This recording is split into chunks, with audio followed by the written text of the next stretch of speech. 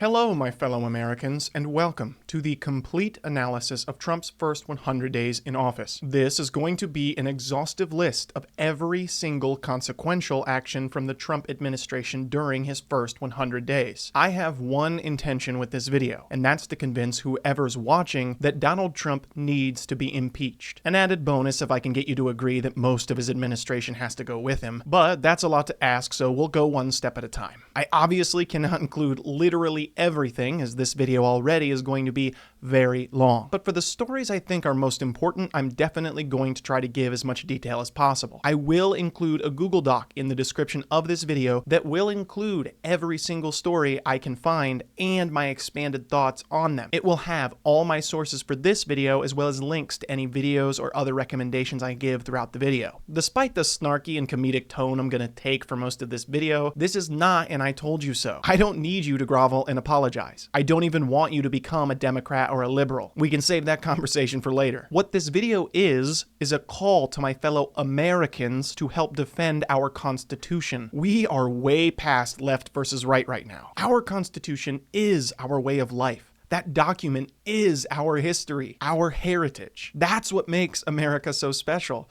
Not a politician, not a political party, not an ideology, but the contract we have as a people to the very laws of this nation. We are a country of laws, a country of principle. That's why I still love America and why I still have hope even after all of this crazy bullshit. We literally have the history of our entire nation, our laws, beliefs, social progresses, and failures etched into a document that is the culmination of some of history's greatest minds. You can cherry pick apart my sources if you'd like and completely ignore what I'm saying, but I'm gonna make this video in the hopes that at least 1% of you can meet the moment that history demands of us.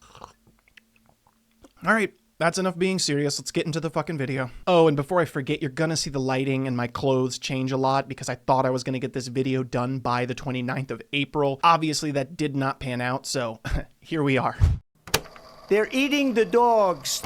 Before Donald Trump even gets sworn in, there are major controversies surrounding him even being elected as president. You might wonder why people never shut the fuck up about January 6th. It's because it's absolutely awful. And I'm not just talking about the violence on January 6th. That gets overhyped because it's like visually disruptive. I challenge you to actually research the truth behind January 6th, what actually happened. In my sources document, my section about this will be much longer than I'm gonna give in this video. But if all you take away from this video today is looking into January 6th and discovering the movie plot level conspiracy to overthrow the government, then I will be happy. So I just want to mention it. But as much as I want to rant and rave about January 6th, we've already buckled into this ride, so let's get into the actual events after he became president. Donald Trump is sworn into office as the 47th president of the United States, and one of the first things he does is sign a pardon for the 1,500 defendants who took part in the insurrection against the Capitol. Many of these people violently attacked police officers, had previous criminal records, were involved in groups like the Proud Boys, who had communications specifically about the goal to overthrow the government and fight for Trump. 600 individuals were charged with the felony offense of assaulting or impeding law enforcement officials and were part of this pardon. Most of these people 100% deserved their convictions. There was even a story about how Pamela Hemphill rejected Trump's pardon because she knew what she did was wrong. It didn't take very long for this to prove to be an extremely horrible idea, as stories began surfacing that a lot of these people began immediately running back into trouble with the law. This sort of action encourages political violence. If you can storm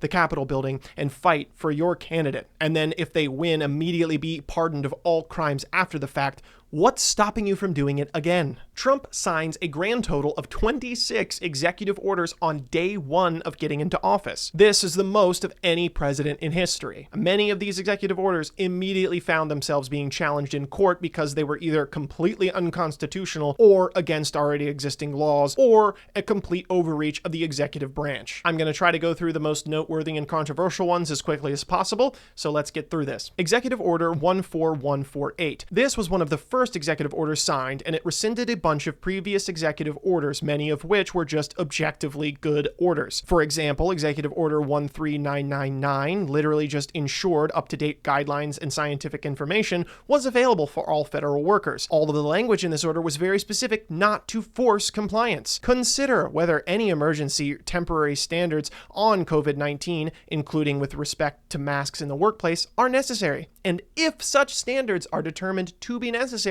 issue them by March 15, 2021. Executive Order 14007. As directed, it is the policy of my administration to make evidence-based decisions, guided by the best available science and data. Officials and employees across my administration shall seek from scientists, engineers, and other experts the best available scientific and technological information and advice. Just why rescind these? There are many more that have very positive and good language. It seems like he's literally just doing this because they were passed by Biden. Executive Order 14151. This was one of the first orders targeting getting rid of that nebulous DEI that Trump hates so much. But it pretty quickly got challenged in the courts because nobody on the right actually understands what DEI is. A preliminary injunction was granted. However, the Fourth Circuit Court of Appeals lifted the stay on this 4 days later while the appeal is pending. I could not find any information on the current status of this case. The last I saw was from March 14th, 2025. Executive Order 14152. This was going after, quote, election interference, adding a whole list of people who he believes had wronged him. This executive order is just a reminder that the President of the United States doesn't believe in the results of the last election. Executive Order 14155. This executive order withdrew the United States from the World Health Organization, which is crucial for sharing research and data on potentially dangerous diseases in order to try to avoid potential outbreaks and pandemics. It's not like a recent event that destroyed the global economy and put massive strain on the healthcare system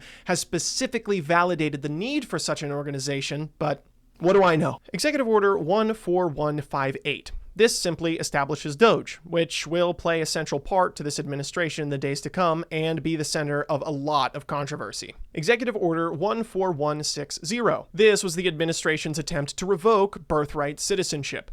I say attempt because, for obvious reasons, this was immediately challenged. This is one of the most blatant and obvious violations of the Constitution. I want to be clear that it doesn't matter what you think about whether or not we should have birthright citizenship. If you hate it, cool, I don't care. You need to pass an amendment in order to actually undo birthright citizenship. An amendment to the Constitution can only be undone by another amendment to the Constitution. The president cannot revoke birthright citizenship through an executive order. Executive Order 14163. This was an executive order attempting to overhaul the U.S. refugee program. Again, regardless of what you think of the refugee program, this has to be done through Congress. This was also blocked by the courts, and I did find the entire case documents for this one, which I will include in the sources document. Executive Order 14164. President Trump wants to reinstate the death penalty, which isn't illegal or anything.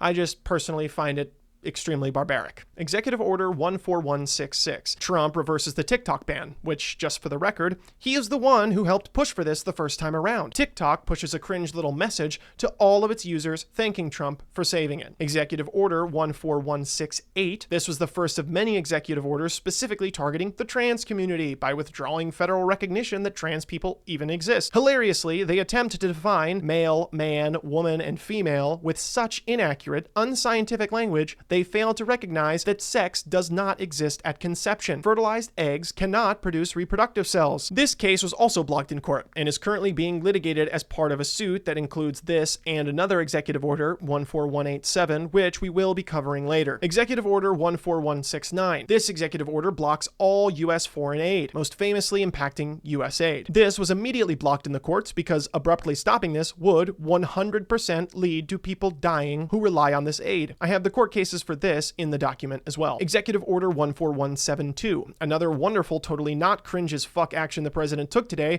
was renaming the Gulf of Mexico to the Gulf of America. He doesn't even have the authority to do this. I mean, he kinda does, but like the rest of the world is not going to recognize it by its new name. No one will call it the Gulf of America who lives anywhere other than America. And just for the record, I will never, ever refer to the Gulf of Mexico as the Gulf of America. That is so stupid. We finally made it through all of the executive orders we're going to be talking about today, and no, we still don't get to leave the first day. Trump attempts to suspend the asylum process through an executive action. I will discuss the asylum process in more detail later, but this is the administration's attempt to illegally avoid actually addressing the real problem with our immigration system. They cannot do this. The president cannot just override a law in Congress. The ACLU filed a lawsuit against the Trump administration for this move. Here is a statement from the lawyers involved in this lawsuit. The government is doing just what Congress by statute decreed that the United States must not do. It is returning asylum seekers, not just single adults, but families too, to countries where they face persecution or torture, without allowing them to invoke the protections Congress has provided. Head on over to my sources document if you wish to investigate yourself. We need to talk about his presidential inaugural address. He mentions during this speech that he wants America to expand its territory. This will become a theme throughout the entire rest of the video, and he also ends up mentioning his tariffs that he plans to place on Mexico and Canada. His tariffs were supposed to go into effect today, but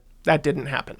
I can't believe I almost forgot to add this in the video because I forgot when this happened. Elon Musk does a motherfucking Nazi salute on stage twice. People try to argue that this isn't what he's doing or that somehow it's out of context. Like, no. Look at this. Look at this. He hits that shit hard. You cannot tell me that isn't a fucking Nazi salute. You can't say that he was saying his heart goes out to you, because there are other clips of him saying that exact same thing and doing a different hand gesture, so that's not normally what he even fucking does. That motherfucker was hitting the Hail Hitler, okay? Especially with the new Kanye album that came out that was fucking nuts. Okay? Can we not see that this is getting dangerous? That it's getting really popular and okay to do shit like this? I thought that Americans thought it was cool to kick the shit out of Nazis. I thought that was a cool thing. Did anyone watch Inglourious Basterds when they were kids? Well, not when they're kids, but you know what I mean. If you defend Elon Musk's Nazi salute, watch Inglourious Basterds. Holy shit, we finally made it through the first day. And if you've noticed, no, the war in Ukraine did not end today. And for every day following this day, I'm going to mention at the end whether or not he has solved the war in Ukraine, because he did promise us it would end on day one. And with that, we are finally able to close the book on day one of this administration. Before you get too worried, the first day is one of the longest out of the entire video, so a lot of the days will go by much faster than that one did. Starting the day off with another executive order that looks to combat DEI, the most inclusive slur ever created, which is kind of commendable, and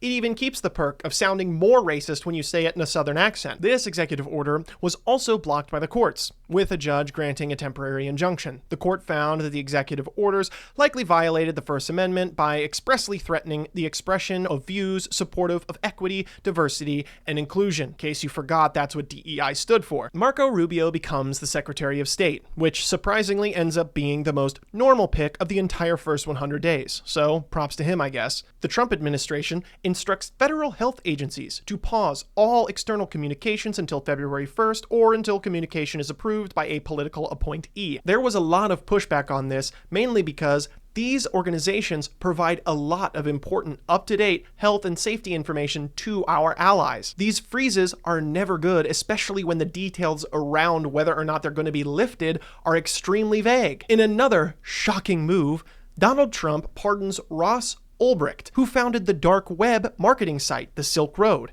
There was an entire film made about this guy in 2021 that went by the same name.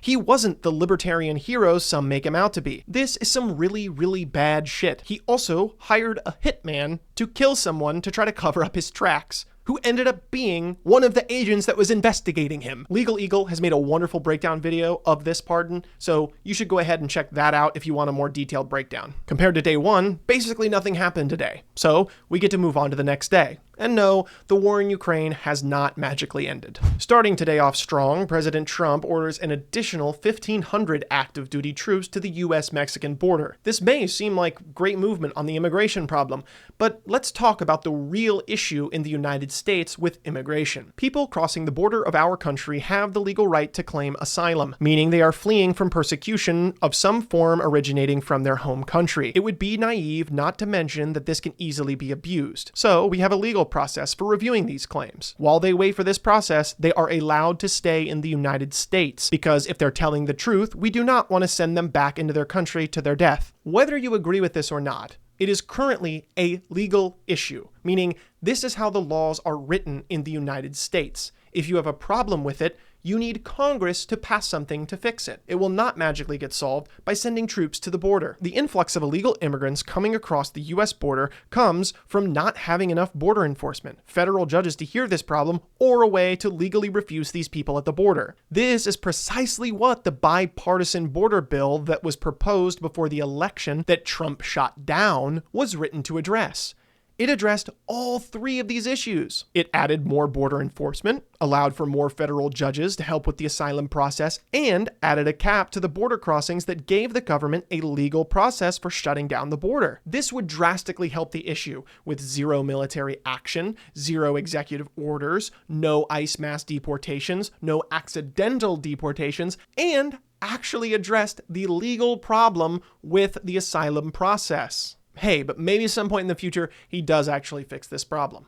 I don't know. Trump redesignates the Houthis as a foreign terrorist organization, which, as far as I can tell, this doesn't actually do anything substantive. Here's what the official government website says about what this does. Support efforts to curb terrorism financing and encourage other nations to do the same. Stigmatizes and isolates designated terrorist organizations internationally. Deters donations or contributions to and economic transactions with named organizations. Heightens public awareness and knowledge of terrorist organizations. Signals to other governments our concern about named organizations. For more information, you can see the resources document. If one of the stated benefits is that it heightens public awareness, I don't think this actually fucking does anything. Trump revokes security details from former Secretary of State Mike Pompeo and former diplomat Brian Hook. This is well within the authority of the president to do, but revoking security details without communicating with the people and making sure that they have their own arrangements is extremely dangerous. These are things that should be happening regardless of political affiliation that Trump completely ignores out of spite. The Trump administration announces rolling back an Obama-era directive that had protected illegal immigrants when they were in sensitive areas like hospitals, places of worship, funerals, weddings, and schools. Literally, why overturn this? There is literally no reason to do this unless you are specifically planning on targeting immigrants in those areas. This is one of the first signs that these deportations might not just be criminals. That marks the end of day 3, and to no one's surprise, the war in Ukraine still rages on. Welcome to day 4. Trump gives a riveting speech at the Economic Forum, promising that we are about to enter the golden age of America. Surely there won't be anything in the first 100 days that seriously questions his economic performance, right? I mean, it's only 100 days. Holy fuck! What the We get the privilege of seeing John Ratcliffe being confirmed as the director of the CIA. I'm not actually being sarcastic, because given who else gets a role of responsibility in this administration, this guy seems overqualified by comparison. Also, he was supposedly described as one of Congress's most conservative members, so that's reassuring. Trump declassifies files related to the assassinations of JFK, RFK, and MLK. This ends up being a bit of a nothing burger, but hey, at least we'll be getting the Epstein files. I mean, Trump did promise to give us those, and I'm sure that he will fully release that information with no caveats or a disappointing lack of new information. Trump rescinds an executive order on AI safety signed by Biden aiming to establish safeguards for rapidly advancing AI technology. Trump's repeal is seen as symbolic of his admin's approach to ensure AI innovation free from ideological bias. Okay. Sure. Former National Institute of Allergy and Infectious Diseases Director Anthony Fauci gets a security detail revoked, which this sort of action is not normal, especially considering how hated Fauci became following the right's campaign to completely discredit him. Many people have forgotten that when COVID first broke out, we knew absolutely nothing. This was a novel virus. They were working with brand new science and trying their best to provide information to keep the public safe. That meant with the intentions of public safety, they sometimes had to make decisions on incomplete or lacking information. This means yes, they made mistakes. That doesn't mean this is some sort of mass plot to kill everybody. I haven't noticed any mass enslavement or dropping infertility or zombie apocalypses or microchips in everybody's arms. Have you? High-profile ICE deportations occur in several major cities, including Boston, Seattle, New York City, Miami, D.C., and Philadelphia, resulting in detaining a grand total of 538 undocumented illegal immigrants. At least we're trying to do something about this. This doesn't fix the asylum process. Even if you agree with everything he's doing, this doesn't fix the problem. Another day down, and another day without an end to the war in Ukraine. Jumping into another day, starting with a Senate confirmation, Pete Hegseth got confirmed by Congress as the 20th U.S. Secretary of Defense in a very controversial vote. His confirmation was split 50-50 and had to have the tie-breaking vote cast by J.D. Vance. Why was this guy so controversial? Simply put, he is extremely underqualified for this position. During his hearing, we learned that this guy was a degenerate who drinks on the job, has numerous complaints about his character, and even his own fucking family dissed him, which is just ouch. This guy has almost no experience in terms of heading our Defense Department. His most recent years were spent as a Fox News host. He did serve in the National Guard, which I am not a member of the military and personally think it's super cringe to compare branches and how much you've contributed, but he did also just serve in the National Guard. So, I'll let you make of that what you wish. He is much better known for his stint as a Fox News host from 2017 to 2024. Another glaring issue is his reported drunkenness, which was affirmed by Veterans Affairs groups as well as his previous coworkers at Fox News. He even was considered an insider threat by a fellow service member. Something I didn't know until researching for this video is that he has a book called American Crusade. This proves that this guy should not be in charge of anything anywhere near our federal government. Some quotes from this book include, "There are irreconcilable differences between the left and right in America leading to perpetual conflict that cannot be resolved through the political process." He furthermore calls for an American crusade. He says, "The hour is late for America. Beyond political success, her fate relies on exercising the leftist specter dominating education, religion, and culture, a 360-degree holy war for the righteous cause of human freedom." Central to the theme of American Crusade is that there is something he calls Americanism, which The Guardian describes as essentially being right-wing populism. Hegseth characterizes Americanism as being in opposition to forces like feminism, globalism, Marxism, and progressivism, and says either Americanism will prevail or death will. This guy's fucking nuts. Like actually insane. Like, that's some wild shit to say. Like, am I crazy? That guy's in head of our Defense Department. This is just the tip of the iceberg with this guy, so if you want to do your own research, feel free, and also all of this will be in the documents in the description. Give a warm welcome to the Mexico City policy that Trump reinstated. Apparently, this is also referred to as the global gag rule by critics, which sounds way more badass. This global gag rule blocks federal funding from going to non-governmental organizations, or NGOs, who provide any sort of abortion advocacy, counseling, referrals, or support for decriminalization of abortion.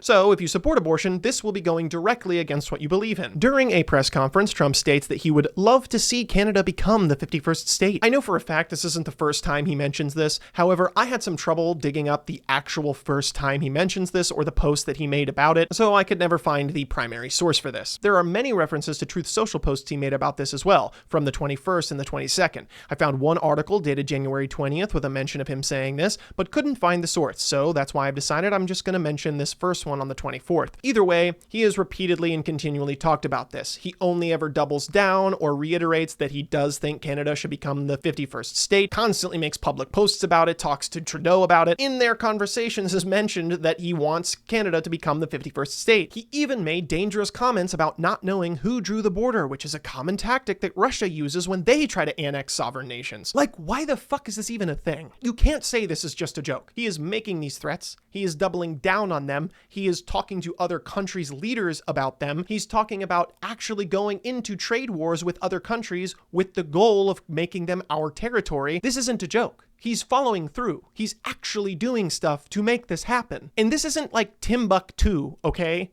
This is Canada, our closest ally. I don't know if you know this, but they've sent troops with us to fight in almost every major conflict we've ever been involved in. Another event that's worth mentioning is Trump's seemingly arbitrary firing of federal employees. Some firings are normal during each presidency transition. However, a lot of the positions he's targeting normally do not change when the administrations change. What's so special about this specific instance? Trump fires the inspector generals, or IGs, which is not a normal position to cleanse, especially in the way that Trump did it. The administration just sent out an email informing them that there were changing priorities that had led to their positions being terminated effective immediately. This got pushback even from the GOP senators. Senate Judiciary Chairman Chuck Grassley of Iowa, who said Congress wasn't given the 30 days notice from the White House required by federal law. For those of you who aren't aware what the Inspector General does, which full transparency, I wasn't either until I researched for this video, they are an oversight division of a federal or state agency aimed at preventing inefficient or unlawful operations within their parent agency.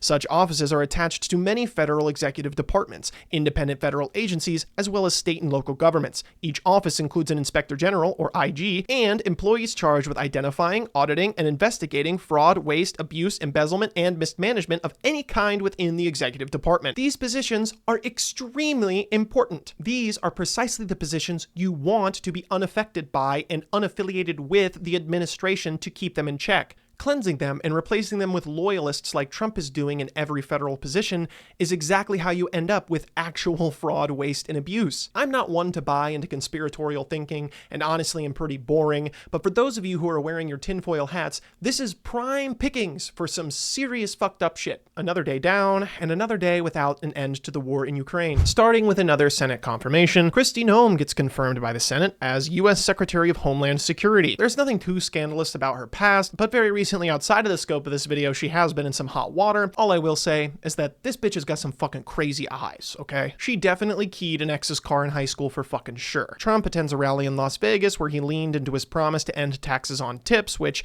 where are we at on that? Editor David here. Congress did actually pass the no taxes on tips bill unanimously while I was editing this video. Quick rundown, it would eliminate taxes on reported cash tips up to $25,000 for workers earning $160,000 or less. However, most people don't report their tips anyway, and many who actually do make a living off of tips make way more than $25,000 in a single year, so basically all this does is move you into a slightly better tax bracket. It really isn't that much of a difference, which is probably why it was passed unanimously. It's just an optics win, not much changes at all. Like I said, there may be some days where not much happens, so it looks like we can just, holy shit, Trump says he wants to take over Greenland. Sorry, but in case you forgot, invading sovereign countries ain't cool anymore, little bro. He has yet to back down from this any time during his first 100 days, and has only ever doubled down. He even confirmed that he wouldn't rule out military force, which is fucking wild. We don't just take other countries, people. That's not how this works. They attempted to do a press tour showing how much Greenland wanted to be a US territory, and well, they paid homeless people to pose for it. So that went over well. JD Vance's wife attempted to tour there to drum up support for this little fiasco, and they had to cancel this trip because of all the protesting, and obviously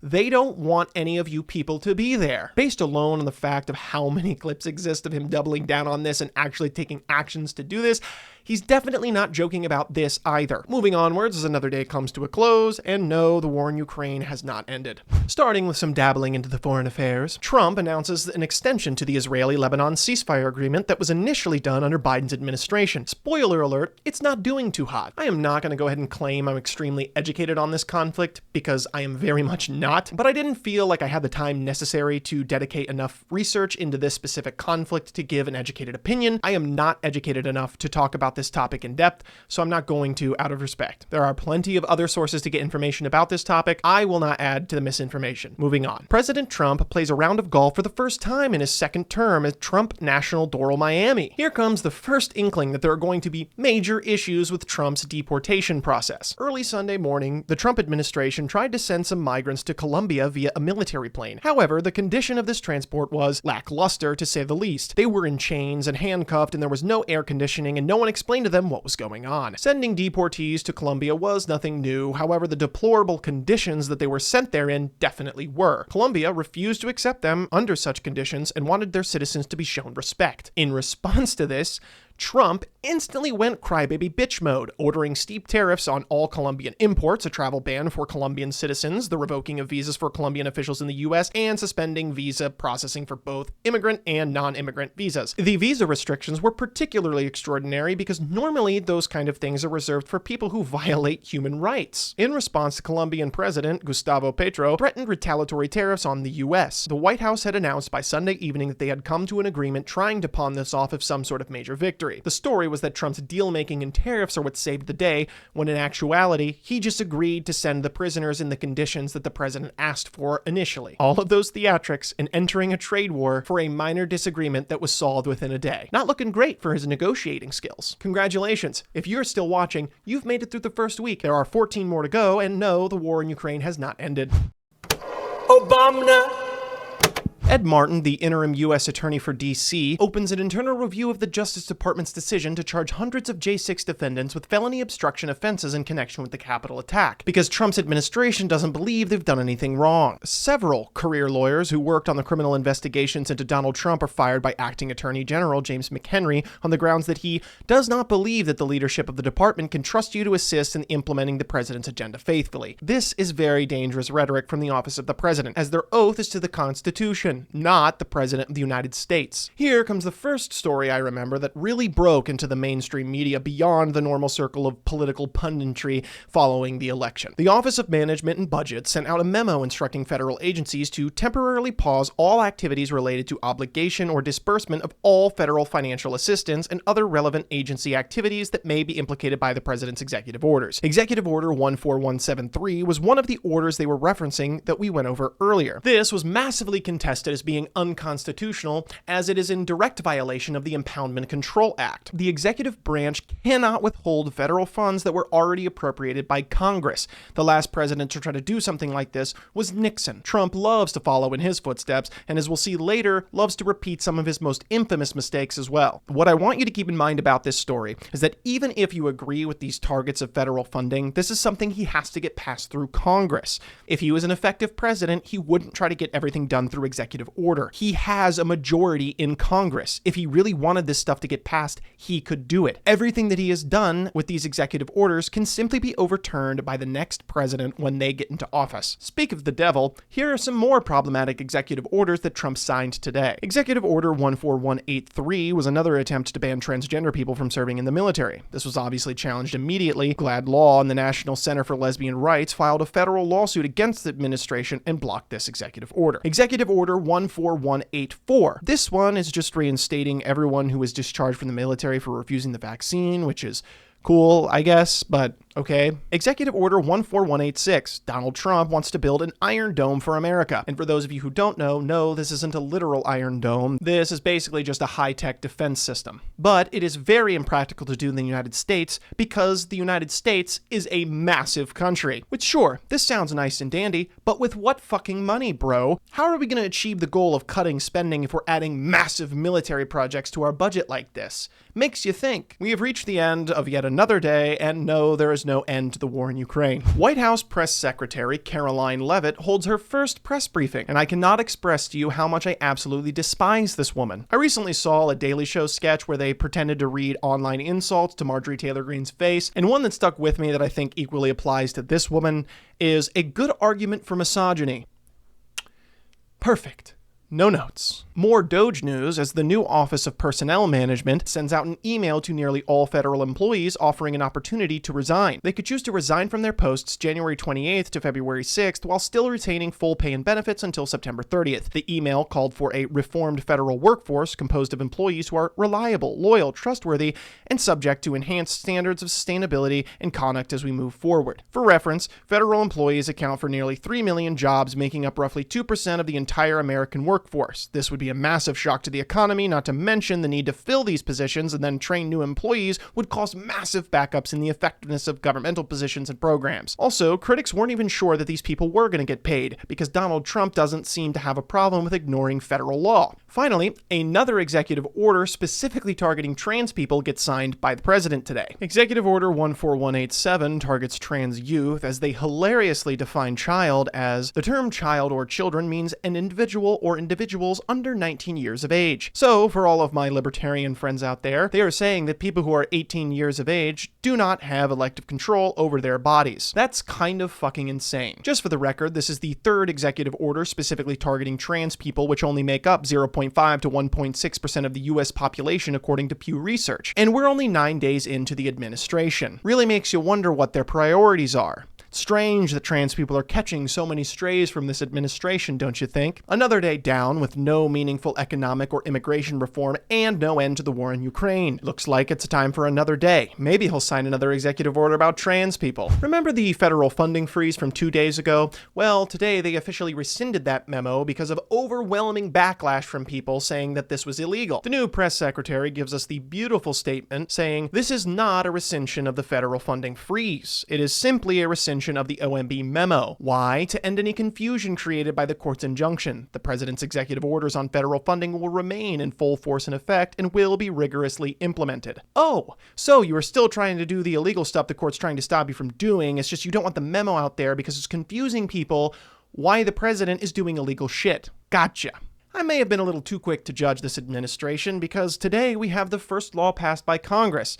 It's only 9 days in, so I'll give them credit. The Laken-Riley Act allows Homeland Security to detain illegal immigrants who have admitted to, been charged with, or convicted of a crime. Okay, so this doesn't really fix the asylum process, but that's okay. This still could be a good thing. Let's see who supported this bill. The Federation of American Immigration Reform and the Association of Mature American Citizens. Okay.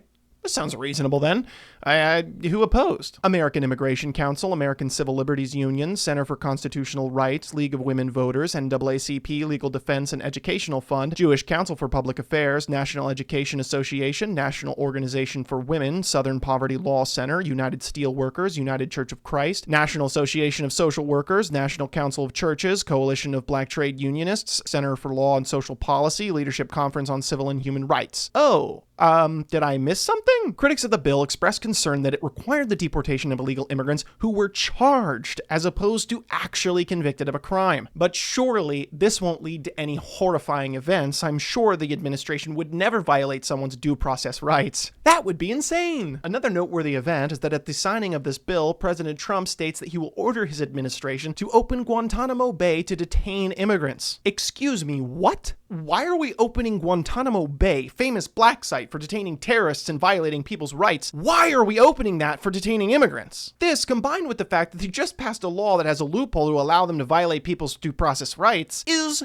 terrifying. And just for the record, when people tried to raise alarm about this, we were told we were overreacting and being insane. Turns out that gaslighting is the only thing Republicans can do better than writing executive orders targeting trans people. President Trump announces that federal employees who don't show up to work in person by February 6th will be terminated because conservatives hate it when your life is convenient. President Trump signs a settlement agreement for $25 million to end the lawsuit he brought against Meta after the company suspended his account in the aftermath of the January 6th attack on the Capitol. Reminder that free speech doesn't actually apply to social media platforms. They are owned by private companies that have the ability to moderate their platforms as they see fit. If you don't agree with this, get Congress to pass a law to fix it. Another fascinating story, American Eagle Flight 5342 collides with a U.S. Army helicopter over the Potomac River in Washington, D.C., killing all 67 people on board both aircraft. When pressed about this event, because many people were rightly concerned this could have something to do with the fact that they were attacking and firing people at the FAA, Trump fucking blamed DEI. Are we serious? Are we fucking serious? Why is he the president? Why is he the president? We have fortunately completed another day,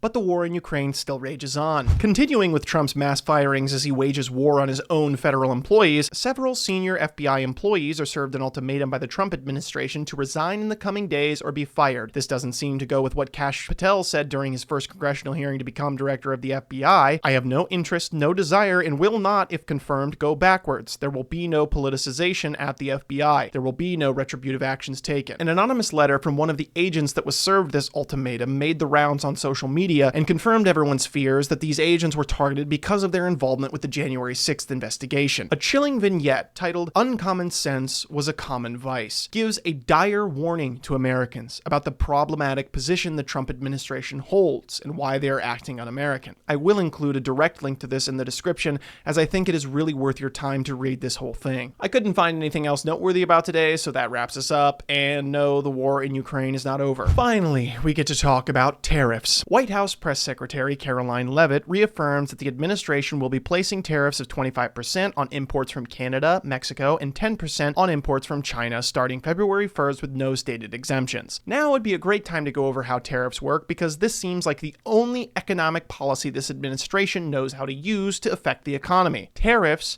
are taxes on American companies. When they ship something into the country, when it gets to the port, the company who ordered it from that country has to pay at the port the tariff for ordering it from that country. There can be good reasons to place tariffs, one being to protect domestic industries that need help being competitive with foreign industries, which is the main reason the Trump administration seems to give for why they like tariffs so much. However, this only works when applied to specific sectors of the economy, and paired with a long-term plan with the tariffs remaining in place to help these companies get off the ground and know what their prices are going to be. Stability is extremely important, because tariffs are a calculated risk for your economy. They make things more expensive in the short term in order to protect domestic industry. But Trump's a businessman. I'm sure he knows this. So let's see how this plays out. Firstly, our trade deal with Canada and Mexico was a large part of Trump's first campaign. NAFTA, which he called the worst trade deal in history, was renegotiated by Trump into the USMCA, which went into full effect in 2020. So if he has any problems with our trade, it's 100% his fault. He made the deal. It's also important to mention the president cannot normally enact tariffs. This is normally something designated to Congress. But of course, Trump wants to find his way around everything. He needs to state some sort of emergency that gives him the powers legally to do this. The reasoning he gave for these specific tariffs were the influx of illegal immigrants and the opioid epidemic, both of which have very little evidence of being anywhere close to an actual national emergency. The resulting trade war became an absolute shit show. Trudeau immediately responded with retaliatory tariffs aimed at red states, targeting specific goods that disproportionately affect those states, most noticeably alcohol. Canadian stores nationwide started pulling American liquor off the shelves. Many companies and citizens have sworn off American products to this day. Eventually, this escalated to the point where Canadian provinces were going to add their own individual tariffs on American products. Ontario Premier Doug Ford threatened to shut off the power they supplied to 3 of our largest states in protest, which would have had obvious, horrifying ramifications. If you think this pushback from Canada is a little extreme, just remember that Donald Trump has been saying repeatedly at this point that he wants to make Canada the 51st state, and talking about renegotiating the borders between our two countries. And then he enacts a trade war against them. This is very dangerous behavior. If Putin started doing this to another neighboring country, everyone would assume he was about to invade it. Only a few days later, on February 3rd, they attempted to say this was some sort of massive win when they agreed to pause the tariffs for 30 days, when they literally just agreed to deals they already had in place with the Biden administration. Think about how much stress this puts in the relationship between Canada and America, all for 5% more border security. They were already willing to cooperate with us to do this. They literally showed that they had gotten fentanyl crossing the border down to half an ounce. So fucking why do this?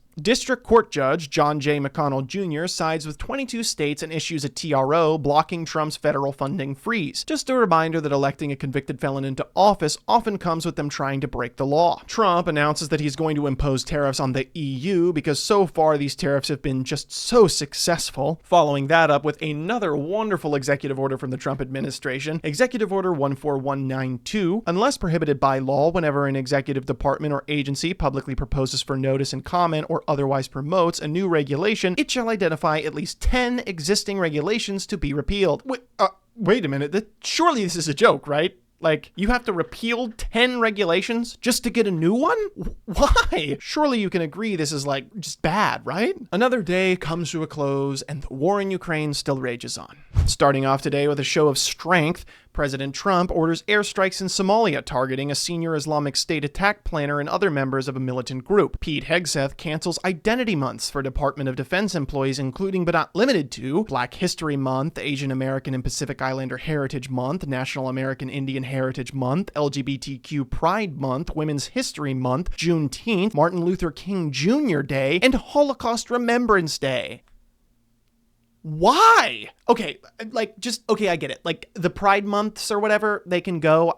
I can kind of understand that from, like, their perspective of why they would just want to get rid of that. Like, okay, yeah, sure. Like, okay, Pride's annoying. It's cringe. Whatever. You hate gay people. I get it. Even the Black Pride Month stuff. Like, okay, like, yeah, it's kind of racist. But, you know, I understand, right? Like, I mean, I kind of get that. But why Juneteenth? Martin Luther King Jr. Day? Why Holocaust Remembrance Day? Why get rid of those? We went into full depth on this yesterday, but today is actually the day those tariffs we talked about go into effect. So Mexico and Canada both announced their plans to place 25% retaliatory tariffs on the US in response. And here are the 3 executive orders that were signed, giving him the authority to do all this. Executive Order 14193, imposing duties to address the flow of illicit drugs across our northern border. Executive Order 14194, imposing duties to address the situation at our southern border. Executive Order 14195, imposing duties to address the synthetic opioid supply chain in the People's Republic of China. Some lovely Doge news updates. We have Treasury Secretary Scott Bessent giving representatives of Doge access to the federal payment system, which is an incredibly powerful and sensitive tool. Considering the other legal challenges surrounding Doge, this was also highly contested as even being legal. Considering Elon Musk did not have the authority to make budget cuts or staffing decisions, this was just a big splash that caused a lot of people to become aware that Doge was acting outside of the scope of what they were legally allowed to do. In other news, President Trump fires the director of the Consumer Financial Protection Bureau. This marks yet another of many firings that completely fly in the face of getting rid of fraud and abuse. The CFPB has returned more than $21 billion to consumers who were defrauded by financial institutions. The agency has established or proposed rules to cap overdraft charges and credit card late fees, prohibit medical debt from credit reports, limit the ability of data brokers to sell personal data, and limit predatory payday loan practices. Whether you know it or not, these institutions protect you and save you money constantly without taking up very much of the federal budget. As you will see, there are many examples of them cutting programs like this that take up a minuscule amount of the federal budget while having an immense impact for people. All of this while never touching the defense spending, which is the largest portion of the budget. With all of that, another day is in the books, and we move on without an end to the war in Ukraine. As we head into day 7 of week 2, China's Ministry of Commerce announces plans to file a legal case against the United States at the World Trade Organization in response to Trump's decision to impose more tariffs on Chinese exports to the United States. On a trip to Panama, the U.S. Secretary of State Marco Rubio demands that Panama make immediate changes to what he calls the influence and control of China over the Panama Canal. This becomes another pissing contest for Trump as he makes comments about taking back the Panama Canal, even though this has historically been quite a dark spot on American hegemony. The Trump administration ends the temporary protected status of more than 300,000 Venezuelans as part of their efforts to go after illegal immigrants. These Venezuelans were already affected by a rescinding of an 18-month extension to the temporary protected status that had been given by the Biden administration. More than 600,000 people were affected by this decision to reverse the extension. U.S. District Court Judge Ed Chen's ruling in NTPSA v. Noam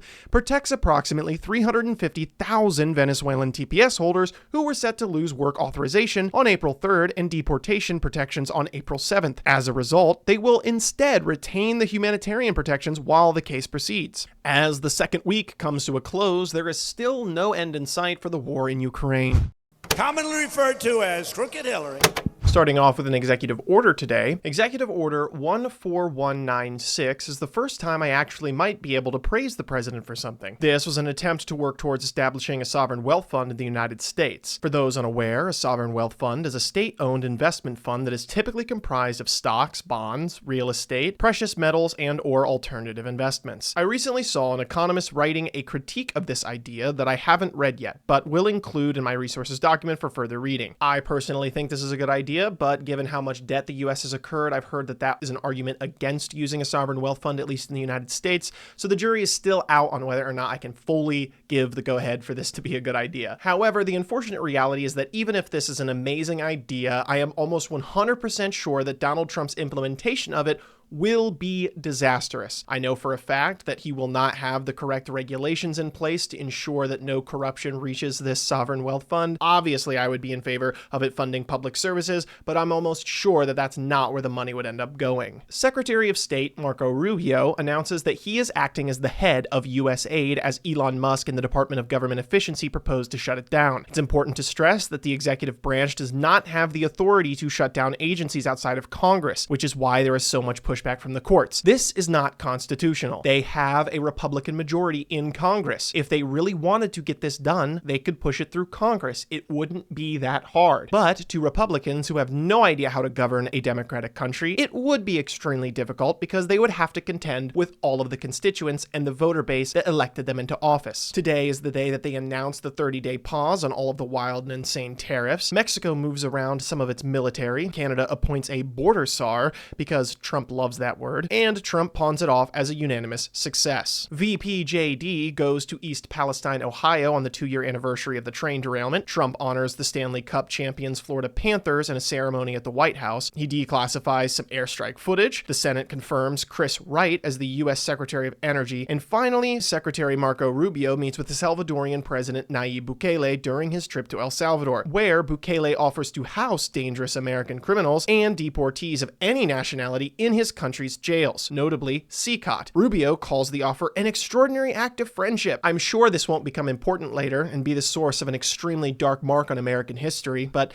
Hey, what do I know? Another day is finished, however, the war in Ukraine is not, so we have to move on to another day. First up, we have USAID announcing that all of its direct hire personnel will be placed on administrative leave globally, with the exception of designated personnel responsible for mission-critical functions, core leadership, and specially designated programs. This caused another round of panic as this was never fully defined by the administration. Everyone was wondering how mission-critical their roles were. Ultimately, it became apparent that the administration just wanted to be able to pick and choose their DEI hires that they wanted to fire from the federal workforce. This wouldn't require any further analysis or deep thought from the administration. The trade war between China and the US escalates today as there was an additional 10% tariff placed on the existing tariffs we had on China. This resulted in them announcing a retaliatory 15% tariff on coal and liquefied natural gas products, as well as a 10% tariff on crude oil, agricultural machinery, and large engine cars imported from the US effective February 10th. The Senate confirms two more cabinet picks, one of which is Doug Collins, who for the sake of this video is not very important, and the other, being vitally important to many of Trump's upcoming horrifying actions, Pam Bondi. A little history lesson on Pam Bondi. She led the legal arm of the Trump-aligned America First Policy Institute, a nonprofit that planned policies for a potential second Trump presidency. She worked to file voting lawsuits in battleground states relating to the 2024 election. For obvious reasons, this is quite concerning that the new Attorney General has a history of weaponizing the legal system to suppress voting. Her statements and actions going forward in this administration are absolutely abhorrent, to say the least.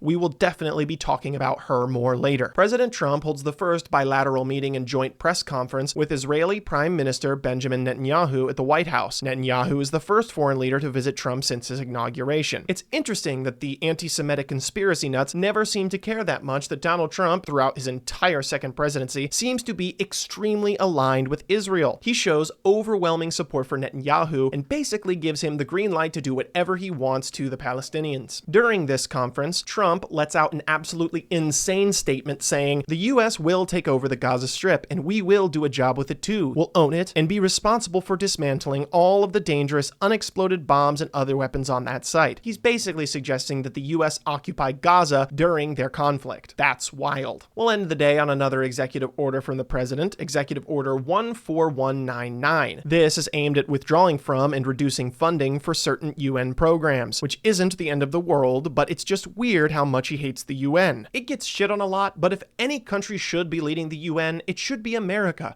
We should want our country to be leading the free world and want as much influence over it as we can possibly get. Whether you like it or not, globalism is here to stay. Especially with the age of the internet, it is almost impossible not to be connected to every other country constantly. And with another day down and another day without the end to the war in Ukraine, we move on. Pam Bondi gets sworn in today, and we do have another Senate confirmation, this time Scott Turner as the U.S. Secretary of Housing and Urban Development, which isn't very spicy, but we'll throw him in anyway. However, Pam Bondi is already showing her true colors as she sends out an internal memo stating that the Justice Department will shift focus away from investigations and cases enforcing the Foreign Corrupt Practices Act, unless they are related to foreign bribery that facilitates the criminal operations of cartels and TCOs. This may not sound like a big deal, but we should probably ask ourselves what it is exactly that act protects against. The Foreign Corrupt Practices Act is a United States federal law that prohibits U.S. citizens and entities from bribing foreign governments' officials to benefit their business interests. That seems pretty damn important, especially when the richest man in the world is acting as one of these government officials. Israeli Prime Minister Netanyahu meets with Vice President Vance and National Security Advisor Mike Waltz. More lovely Netanyahu time. Today also marks the first large-scale protest that was picked up by the media protesting Donald Trump, Elon Musk, and Project 2025. I actually went to this protest in Columbus and have some videos from that event. Speaking of Project 2025, didn't the left as well as the Democratic Party continuously try to explain that this was the real platform behind Donald Trump and then was dismissed by the right as being fear-mongering and that Trump never actually backed it, never endorsed it, and himself claiming "I have never read it," saying it was all a hoax? Well, if you ever take the time to read this 900-page monstrosity, then you will be fully prepared to know what's coming in Donald Trump's second term. This goes over exactly how they plan to dismantle our constitutional republic. They go over in painstaking detail exactly how they're going to get full control over the government through the executive branch. If you want a brief overview, you should probably watch this video here. If you want a more in-depth analysis of how it's playing out today, you should watch this instead. There is even a live tracker online that you can see exactly how many policies they've enacted enacted so far. It's scary the speed at which they are able to get this thing done. Another problematic executive order coming down from on high is Executive Order 14201, keeping men out of women's sports. This states that the federal funding will be removed from educational institutions that allow transgender women or girls to play on women's or girls' sports teams. Is this yet another executive order about trans people? Where were we on the border and the economy again? Oh, that's right, nowhere. Moving on to the next day, and no, the war is not over. Starting today with President Trump giving a speech at the National Prayer Breakfast, and honestly, not that much happens, but I will point out that he very tastelessly rants about his attempted assassination, talking about how God saved him from the bullet, completely ignoring the fact that if that's true, he also guided the bullet into a father and firefighter behind him. So I guess that guy doesn't matter as much as the divine orangeness himself. And yes, that is an actual post from the White House. It was not posted on today, but it was posted while I was editing this video, and I just had to throw it in here because that shit's fucking insane. I cannot believe that's not a meme. Doge takes a massive L today as it's uncovered and released to the public that the team working for Musk is made up of a bunch of 20-something pimpled face Reddit mods. But hey, before we judge them too harshly, maybe Musk is just giving an opportunity to the prodigies of the next generation. Unfortunately, no, that's not the case. One of them literally goes by the name Big Balls. Holy shit, these people are working with your private information. Let that sink in. Even more confidence is lost as people uncover none of them are familiar with government systems, and their online profiles are filled with extremely questionable posts like normalize Indian hate. JD Vance defends this, by the way, even though his own wife is Indian. Holy shit, talk about a cuck. Good God. There was even reports circulating that some of these members had ties to the Russian government. Big Balls being a national security risk? Who could have guessed? Not that much else happens today other than a Senate confirmation, which typically are not that exciting, so it looks like we'll... Oh no. Russell Vought is confirmed as the 44th director of the Office of Management and Budget. Where have you might have heard of the name Russell Vought before? He is a self-described Christian nationalist who's a member of the Project 2025 Advisory Board. He was appointed the policy director of the RNC and was exposed in a CNN report confirming he was working on secretive efforts to draft executive orders for Donald Trump's second presidency. Here is a clip from that interview. And what are your actual memos that a secretary sends out? To do it. Yeah. Like there's an executive order, regulations, secretarial memos. Yeah. Those are the types of things that need to be thought through. He's very supportive of what we do, and know that we have all manner of things that we do that's, even unrelated to Project 2025. So I see what he's doing is just very, very conscious, distancing himself from a brand. And you're not going to publish those? No.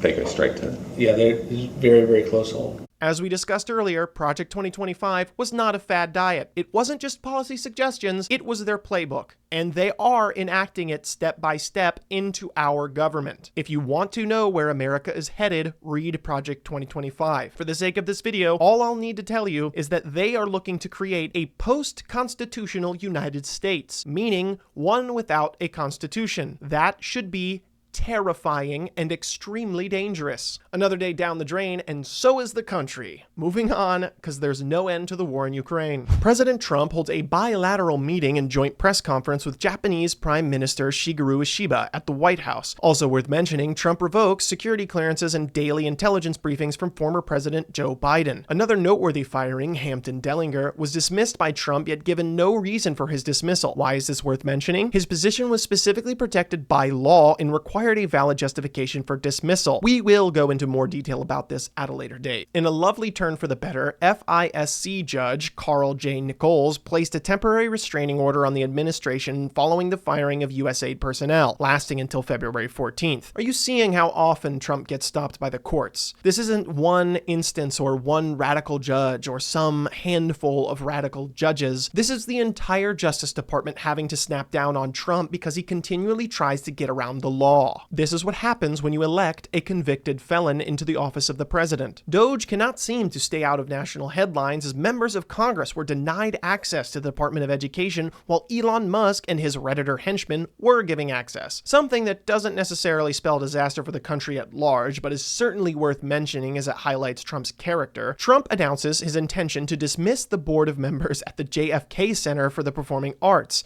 and appoint himself as chairman, because being the president of the United States just doesn't come with enough responsibilities for the amazing character of Donald Trump. Day 5 of week 3 has been marked off, but the war in Ukraine rages on. This is the first and only day in the entire first 100 days that I couldn't really find any new stories coming out about Donald Trump. So we all get to take a deep breath and get a small reprieve from all of these insane headlines. I hereby dub this the Day of Silence.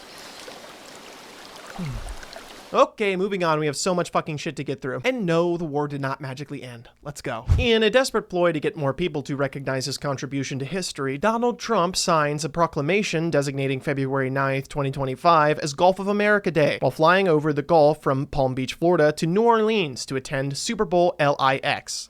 Licks. This makes Trump the first sitting president to attend a Super Bowl. It's our lovely little influencer president. He must need a break after all of those anti-trans executive orders. This is the second and last time I will mention something positive Donald Trump has done. He instructs the Treasury Secretary to stop minting new pennies. Woohoo! I'm sure this won't be completely offset by other absolutely catastrophic things to come. The Democratic Party publishes a press release revealing that Trump's administration is imposing a new policy to cap indirect costs for the National Institutes of Health, NIH, research grants at 15%, which would cut billions of dollars in federal funding for life-saving research to develop cures and treatments for diseases. The NIH is responsible for some of the best research for developing cures for cancer, investigating rare diseases, and inventing new treatments, which has historically always had bipartisan support in Congress. This agency specifically was one that suffered major setbacks and chaos from the federal funding freeze that Trump tried to pull on all federal agencies. People like to think that places like these can just keep on working and know that they aren't part of these federal funding freezes and shouldn't be worried. Newsflash, the federal government runs on making sure that they are operating within the bounds of federal law. Federal regulations and mandates are what keep us safe. It guarantees that our milk is safe to drink, that our food is safe to eat. So when new vague shit drops overnight, those agencies have to scramble to make sure they are still up to date, so that A, they aren't doing anything illegal, and B, they aren't doing anything that inadvertently causes more harm than the good they do. As we will see continued throughout these first 100 days, the Trump administration is hell-bent on targeting scientific research as well as universities. This is because they are a threat to him. They produce highly educated people that statistically do not vote for him. As we bring week 3 to a close, with again no end to the war in Ukraine, I just want you to keep in mind a few things as we move along. I want you to ask yourself at the end of each of these weeks if you would defend any of this behavior from any politician other than Donald Trump. I promise you that if you are not involved in politics that much, what's coming next will shock you. It is absolutely terrifying what this president is doing to our rule of law, to our constitution, and to the people that live within this country. Trump is asking you to believe that every single mainstream media source, all of the judges, the entire Democratic Party, all of the liberal commentators, a lot of the conservative commentators, a lot of ex-Republicans, a lot of military veterans, a lot of people in positions of power, journalists, researchers, economists, all of these people are lying to you. It's some super elaborate scheme, all because we just hate Donald Trump, because we have some sort of derangement syndrome. Or do you think that maybe just a handful of people are doing some really bad things and everyone's trying to stop them? They're anti-democratic, they're anti-constitutional, and they're trying to take apart our government. And the rest of us are just trying to stop him. That's why there's so many people so spoken out about it. We don't just hate Donald Trump because we hate him. He's actually doing this stuff. That's all I'm asking you to believe. Anyway, that's enough of that. Moving on. There may have been a reason why I ended that week with a speech. I hope you buckled your seatbelts for this one, because if this was the only story to come out of this entire first 100 days, it would have been enough to get Trump impeached on its own. If you were at all familiar with Watergate, this may give you some deja vu. In an internal memo, acting Deputy Attorney General Emil Bove, on behalf of the real Attorney General Pam Bondi, orders the U.S. Attorney for the Southern District of New York, Danielle Sassoon, to dismiss the pending criminal charges against New York City Mayor Eric Adams for bribery, solicitation, conspiracy, and wire fraud, on the condition that Adams agree in writing to dismissal without prejudice. Why is this so bad? This could be its very own video, and if you want more details about it, I again direct you towards Legal Eagle, who has a wonderful video breakdown of this exact case. If you want more information about the Eric Adams case in general, I direct you towards this video here. Long story short, New York City's Mayor Eric Adams was caught red-handed in some seriously fucked shit. He then spoke with Emil Bove, who made a deal saying if his state complied with Trump's federal immigration agenda, then they would drop the case that he was being prosecuted for. And that's exactly what happened. When they tried to get a federal judge to sign this dismissal, at least 7 prosecutors decided to resign rather than sign the order to dismiss the charges because they were purely corrupt in basis. This is the exact kind of corruption that caused Nixon to resign from office rather than face the charges. But Trump will never have to face trial for this because the Republicans in office are going to turn a blind eye and do nothing. The smoking gun here is the dismissal without prejudice. What this means is that they can pick up the case again later if they choose to, which is what holds Eric Adams to his end of the deal. In the actual filing, the DOJ gives no reason why this case should be dismissed without prejudice. This case alone could have put Trump's second presidency as one of the arguably most corrupt in history, and this is just another passing story in a laundry list of a 4-hour-long video. And we're just going over the first 100 days. This is by design. They want you overflooded with so many stories that people like me seem like we're just conspiracy nuts drawing strings on a board instead of actually showing you what's going on. And this isn't a conspiracy theory, this is Steve Bannon's flooding the zone. They want the media jumping from story to story to make it seem like nothing they're covering is actually that big of a deal because they move on so quickly. But the truth is, almost every one of these stories is unprecedented. Moving on, because we literally have no other option, we have Judge John J. McConnell Jr. ordering the Trump administration to restore certain federal funds that were the subject of a funding freeze. Just want to mention that the administration has been constantly bashing the courts during this time, complaining that they are stopping us from making America great again. But as we have seen and discussed, it is because it's unconstitutional and it's illegal. This was most obvious when J.D. Vance made a tweet that made a lot of heads turn. Again, this rhetoric is very dangerous to the health of a democracy. And Trump is back with his favorite word in the English language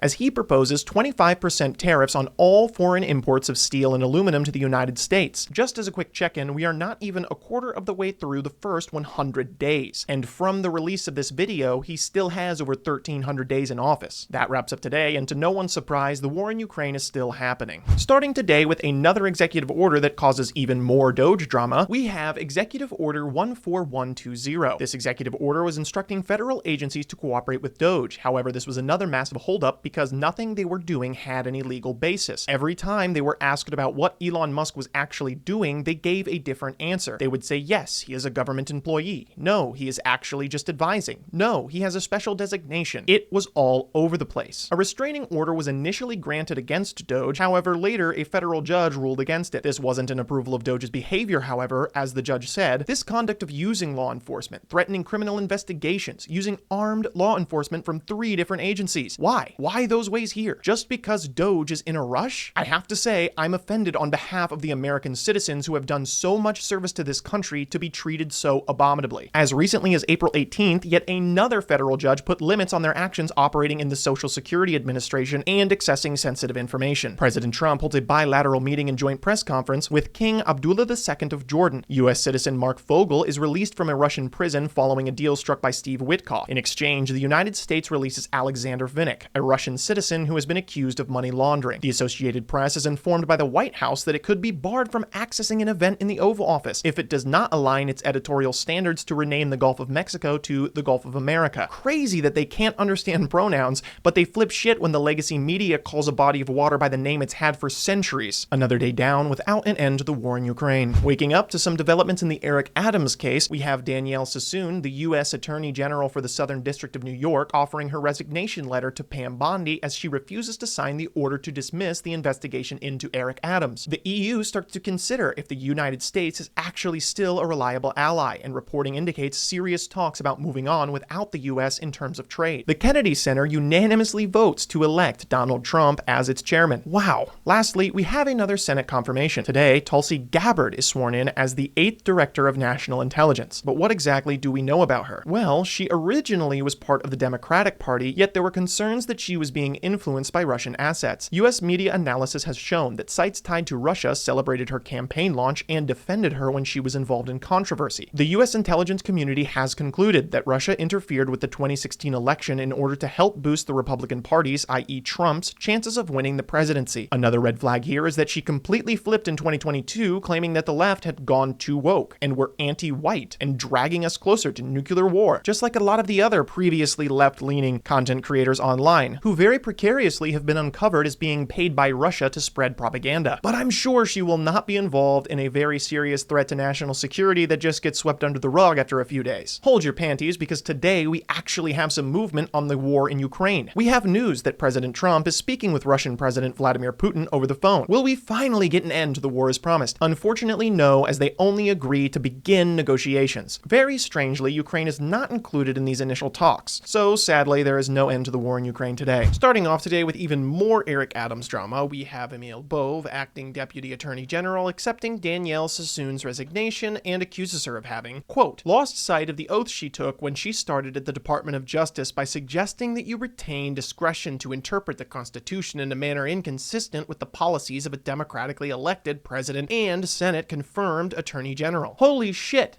The Constitution is the Constitution, and the only body of our government that has the authority to interpret the law of the Constitution is the judicial branch, more specifically, the Supreme Court. It's important to note that these positions in the Department of Justice specifically are under the executive branch. So no, they do not have the authority to interpret the Constitution. However, they are still bound by it, so they have to abide by the constitutional interpretation of the judicial branch, not the executive branch. They do not get to interpret the Constitution or the law. I appreciate the throwing in of Senate confirmed and democratically elected as if it has any bearing on the authority of the branch to interpret the Constitution. This is even more evidence that their goal is to consolidate power under the executive branch and ignore the other two branches. They do not want the judicial branch to be able to interpret the law, and they do not want Congress to be able to pass laws. They want to do all three under one branch of government. Also, following in Danielle Sassoon's footsteps, Hagan Scotton, who is another U.S. attorney for the same district, also resigns instead of authorizing the order to dismiss the Eric Adams case. The Senate does confirm 2 more picks for Trump's cabinet today: Brooke Rollins as the 33rd U.S. Secretary of Agriculture and Robert F. Kennedy Jr. as the 26th U.S. Secretary of Health and Human Services. You literally could not pick a worse candidate for this role. RFK Jr. is absolutely nuts. First, let's all remember that he did run as an independent candidate for president during the 2024 election, and then offered to drop out and endorse whoever offered him the best position in their administration. And Trump ended up taking this offer because they have absolutely no shame. What qualifications does he have to even talk about health? Well, to this day, he pushes the horrible misinformation that vaccines cause autism, claimed Bill Gates and Dr. Anthony Fauci exaggerated the pandemic to promote vaccines, which, by the way, we're all still alive. It seems like all of this was just bullshit, and it makes my blood completely boil that no one has to confront the fact that people actually believed this was going to happen, nothing happened, and yet we all still have to pretend like the people who think COVID was a hoax and fake and not real are at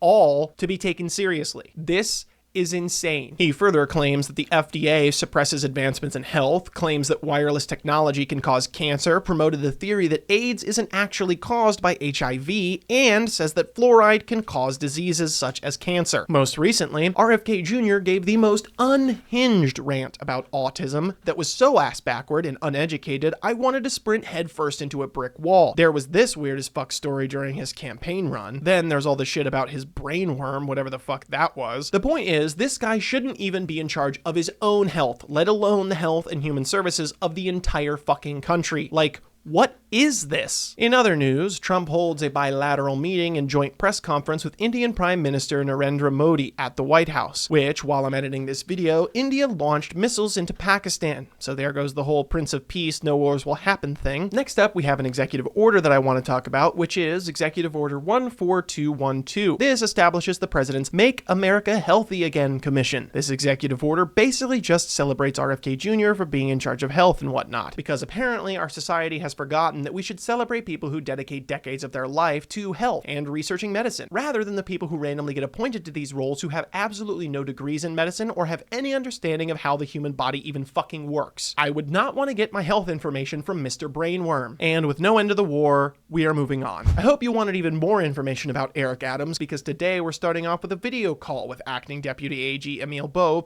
and 20 other Justice Department lawyers. Ed Sullivan volunteers to sign the motions to dismiss the federal indictment. The reason he gives for doing this was to protect his coworkers, not wanting anyone else to have to lose their jobs over this. Here were all of the people who resigned by the end of this fiasco. Danielle Sassoon, the acting U.S. Attorney for the Southern District of New York, John Keller, acting head of Public Integrity Section, Kevin Driscoll, the acting head of the Criminal Division, Hagan Scotton, Assistant U.S. Attorney with the Southern District of New York, Federal Prosecutor Cecilia V. Cohen, Federal Prosecutor Andrew Rohrbach, and Federal Prosecutor Derek Wickstrom. This event has become known as the Thursday Night Massacre. In an absolutely abhorrent violation of the First Amendment, the Associated Press is indefinitely banned from the Oval Office and Air Force One today for using the term Gulf of Mexico instead of Gulf of America, and they have the audacity to call us snowflakes. Holy shit. In an almost hope-inspiring update, J.D. Vance meets with Ukrainian President Volodymyr Zelensky. I say hope-inspiring because maybe we'll finally have peace. I say almost because this meeting takes place at the Munich Security Conference, where Vance gives the most hostile speech you could possibly imagine. The truth is, I don't know if we'll ever get back some of the alliances and respect that we're going to lose through this administration's absolutely wild attack on our allies. Did people forget that it's good to have countries that want to have your back? Did people forget that it's good to have other countries that will fight with you and that want to do business with you and that don't think your president is a total narcissistic shitbag? Because honestly, I don't think anyone understands what real power even is anymore. Obviously, this does not scare Putin into miraculously stopping the war, so we move on to another day. Today is a fairly quick day as we start off with Donald Trump touring a Boeing airplane to highlight the company's delay in delivering a new Air Force One jet, because Trump gets what Trump wants. Secretary Rubio visits Israel, meeting Prime Minister Netanyahu and President Isaac Herzog in Jerusalem. Today wasn't very eventful, so there's no end to the war in Ukraine. However, something I found while researching this day was that outlets are starting to pick up on just how dangerous this administration has been to the health of our democracy. If you have made it this far into the video, I think you have to admit, now that you've seen his actions laid out back to back like this, that yes, Trump is definitely threatening democracy. Moving on to yet another day. You know, it's almost like Donald Trump could actually sense the left picking up on his authoritarian tendencies, because he really wanted to make sure we understood what he believes when he tweets out some of the most dictator shit you could ever come up with. What you are looking at right now is a Napoleon quote. I understand not caring about this without any context as to what's going on, but I think you've seen enough now to agree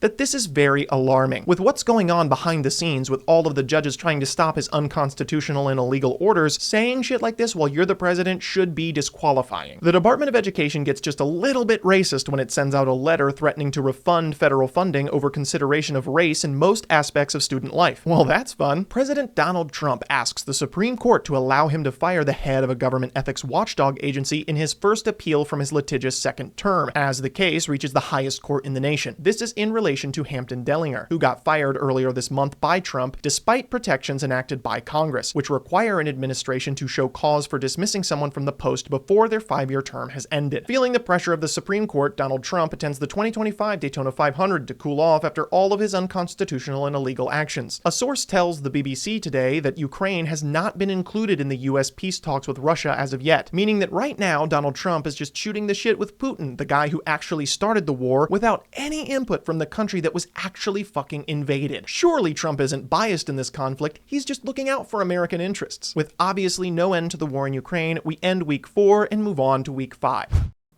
I have concepts of a plan. Starting off today, we have Secretary of State Marco Rubio holding a diplomatic meeting in Riyadh with Saudi Crown Prince Mohammed bin Salman. Trump triggers an emergency meeting in Europe to discuss his expanding executive power and threat to the status quo. I think Americans like to think we are some crown jewel that is unimpeachable by other countries, but that is just not the case. America is not the powerhouse she used to be in terms of chasing the American dream. Countries like Sweden, Norway, and Denmark all rank within the top 5 places to live. We don't say this just because it's some some left-wing utopia that we imagine. These countries genuinely have the best social mobility of all of the countries. You will be happier, and more importantly, you will be more likely to escape the financial class that you were born into if you're born in one of these countries rather than the United States. That used to be what makes America special, that you could be the best version of yourself in our country. That's not something we ever should have lost. I bring this up because the response from the right when news about this meeting broke was that they were just scared that the money was being turned off. This just isn't reality. I want America's tagline to be the country where it's easiest to be the best version of yourself. That's what we should strive to be. This just isn't true anymore. There are other countries you would want to move to in order to achieve that goal. Not much else is going on today, so we will be moving on. And yes, the war is still warring. All right, listen up, Discord kittens.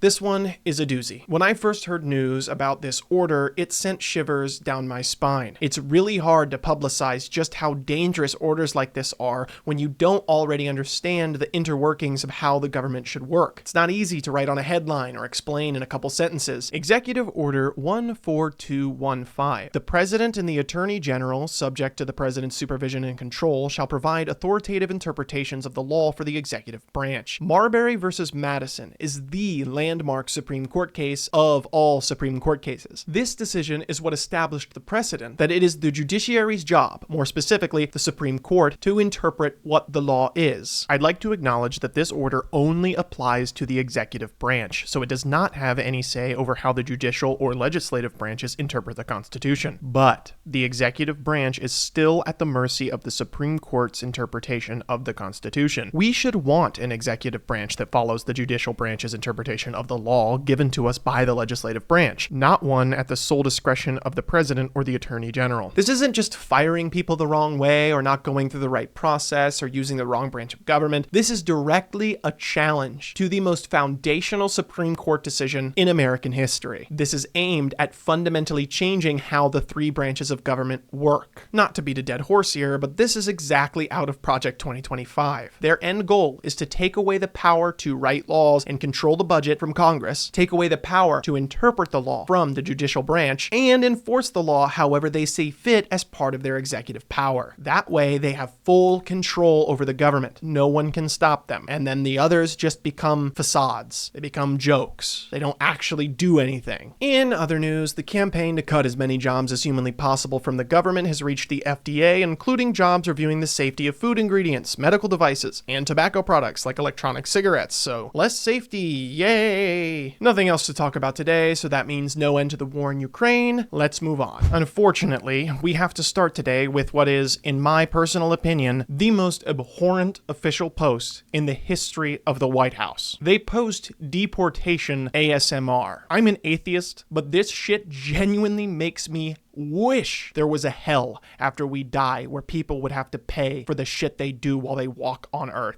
I would gladly suffer there with them as long as they get punished. We have Kelly Loeffler becoming the 28th administrator of the Small Business Administration. Not much to say about this, honestly, but she definitely has that conservative look down. Trump making another crazy statement today as he says the federal government should just take over DC. Like, I have nothing against people making crazy statements like this, but this is the President of the United States we're talking about. Why do we let him get away with all of this? Why do we grade him on a curve? Could you imagine the reaction if Obama said something like this? Trump claims that he wants to resurrect the rare earth minerals deal with Ukraine, even though they have already rejected it. Previously, the administration had tried to strike a rare earth mineral deal with Ukraine. I found an article dated from February 14th stating that the Trump administration had suggested to Ukraine that the United States be granted 50% ownership of the country's rare earth minerals, and signaled an openness to deploying American troops there to guard them if there's a deal with Russia to end the war, according to 4 U.S. officials. Rather than pay for minerals, the ownership agreement would be a way for Ukraine to reimburse the U.S. for the billions of dollars in weapons and support it provided to Kyiv since the war began in February 2022, the 2 officials said. I did miss this when I was looking on information for the 14th, so I just threw it into today's notes because I thought it was worth mentioning. I just want to point out that the billions of dollars we gave to Ukraine was used military equipment and old military equipment that we no longer were using that we gave to Ukraine, which happened to translate to billions of dollars after the fact. This is why the whole reimbursement angle that Trump's going for is just extorting Ukraine for money. We're trying to extort Ukraine out of rare earth metals just so that we can make a little extra off the top when they were the country that were invaded by Russia and are in defense of their homeland. Why are we doing this? But hey, at least we're making progress. It's not like the Trump administration is going to stick on this point so hard that it completely blows up in their face and nukes this deal on live television or anything. So with that, another day has come to an end without the war in Ukraine coming to an end, so we move on. Starting today with some web design, the White House posts an America is Back webpage going over everything Trump has done in the first month of office. It celebrates all of the horrible shit we've already talked about. It tries to pawn it off as all good things and victories, even though half of the things they listed by the time they wrote this are actively being challenged in court, resulting in temporary restraining orders, preliminary injunctions, or other legal hurdles. Another Senate confirmation today, and this one is a controversial one. Kash Patel is barely elected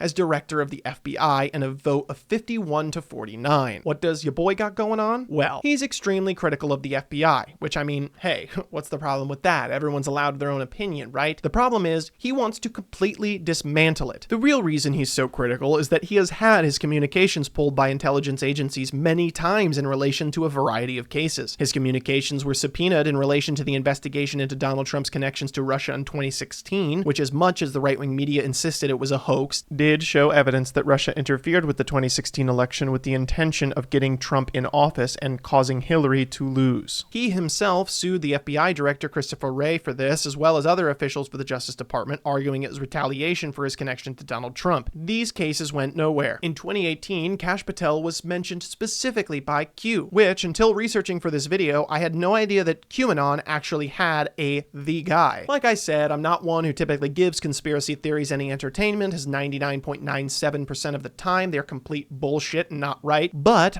Q does say that Kash Patel is the name to remember, whatever the fuck that means. He has repeated and promoted so many conspiracy theories that if you're thinking of one, he's probably said it. He also had his communications requested by the in-house select committee on January 6th, relating to the Insurrection Act. They did also request him to give testimony. American Oversight, an independent watchdog group, also requested his communications. He has maintained the election fraud claims of 2020 and spread countless lies and misinformation about them. In April of 2022, Patel was listed as the director of Trump Media and Technology Group, where he later described promoting QAnon-adjacent accounts on Truth Social as an intentional business decision. In October of 2022, Kash Patel appeared twice before a grand jury as part of an FBI investigation into Trump's handling of the government documents. In his first appearance, he repeatedly pleaded the Fifth Amendment. In March of 2023, a report detailed Kash Patel's financial support for promoting misinformation about the January 6th Capitol attack, and in the same month, he co-produced Justice for All, a charity record by Trump, and a choir of men incarcerated in connection with the attack. In January of 2025, nearly 24 Republican government officials sent letters to senators urging them to reject Kash Patel's nomination. So yeah,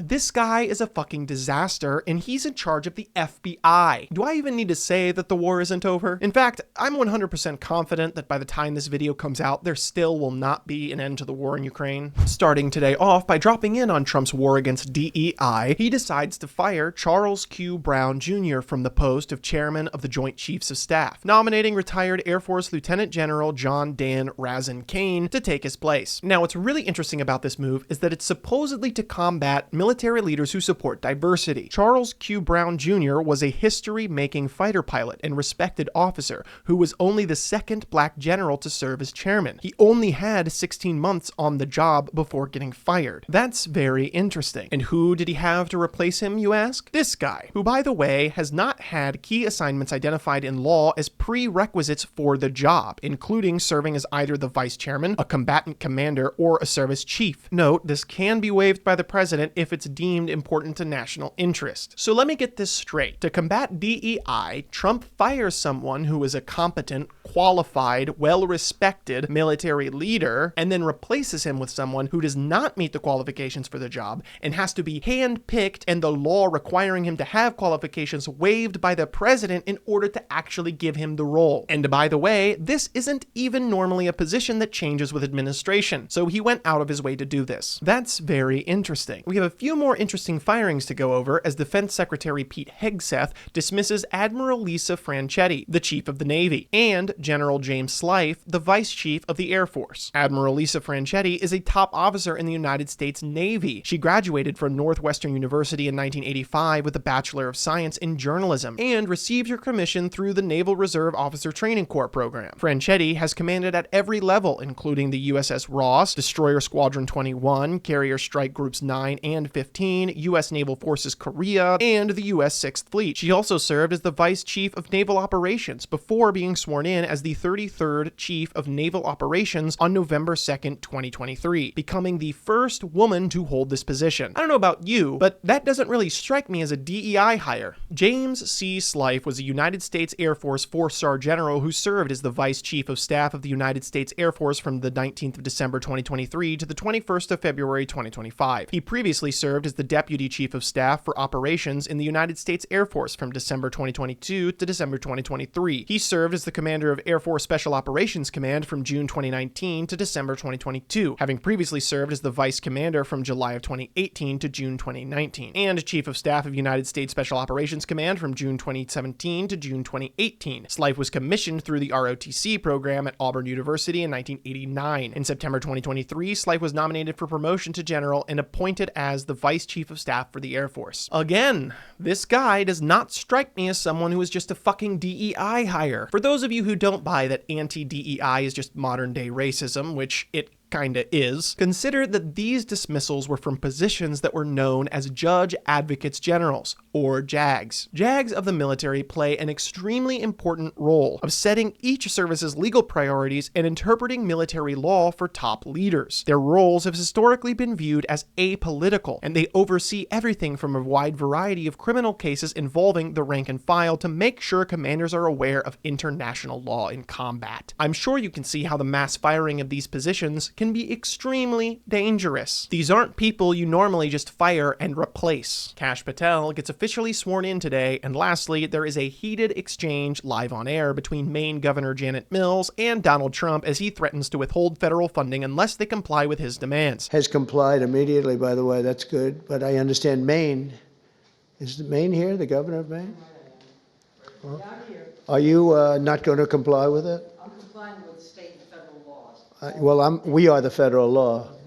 Well, you better do it. You better do it because you're not going to get any federal funding at all if you don't. And by the way, your population, even though it's somewhat liberal, although I did very well there, your population doesn't want men playing in women's sports. So you better comply because otherwise you're not getting any federal funding. See you in court. Every state, good, I'll see you in court. I look forward to that. That should be a real easy one. This ends up turning into quite the legal dispute as she did, in fact, see him in court. The legal battle continues to the present day with the latest articles from Maine's News Center discussing the national impact this might have on Title IX. And with all of that out of the way, we can move on to the next day. Starting off with some boring events, we have Donald Trump attending the National Governors Association dinner and also delivering a speech in National Pearl Harbor, Maryland at the 2025 CPAC, or Conservative Political Action Conference. This speech was pretty uneventful. However, at this CPAC, we did have a very fun meme come out of this as Elon Musk went on stage waving around a fucking chainsaw like a maniac. There was a bunch of memes that come out of this event as Elon was tweaking the fuck out. Speaking of Elon Musk, we do get some exciting Doge news as today, Elon Musk sends out an email asking federal employees to list 5 things they accomplished over this last week. As Musk announced, failure to respond will be taken as a resignation. This turned out to be an absolute clusterfuck. I don't know if you've ever had a micromanaging boss, but this kind of shit doesn't work. It's not efficient, it's not cool, it's annoying, and it doesn't actually fucking accomplish anything. And threatening resignation over it is wild. It's just like, what? The people who are defending this obviously have never worked a real job. This is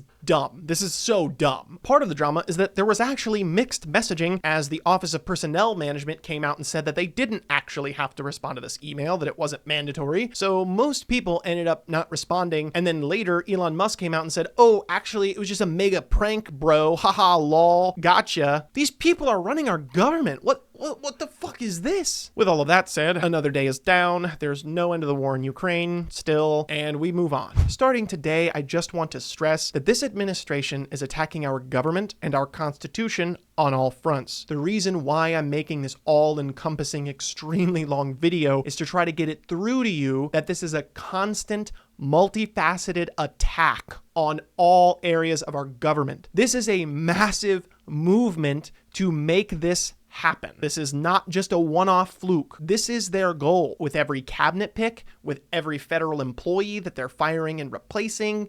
It's all done not to select people who have an oath to the Constitution, as it should be, but an oath to Donald Trump and his administration's view for America. That's not how we do things in America. We fight, bleed, and die for our constitutional rights and for our Constitution, not a president of the United States. Speaking of which, in a Truth Social post, Donald Trump, the president of our country, announces that he's going to make podcaster Dan Bongino as deputy director of the FBI. This is another insane appointment. This guy is basically a discount Alex Jones. He criticized The Drudge Report, a famously right-wing podcast, for not being right-wing enough, and hated that they didn't show enough support for Donald Trump. In October of 2022, Politico reported that there were among some of the most shared posts on the platform. Following the January 6th attack on the Capitol, his Twitter account was temporarily suspended on January 7th for violating the platform's civic integrity policy. On his podcast, he argued that the political violence had been normalized by leftist movements and accused liberal media outlets of hypocrisy in their coverage of the protests. I don't think you need to be a hypocrite to show footage like this. January 6 rioters who have been convicted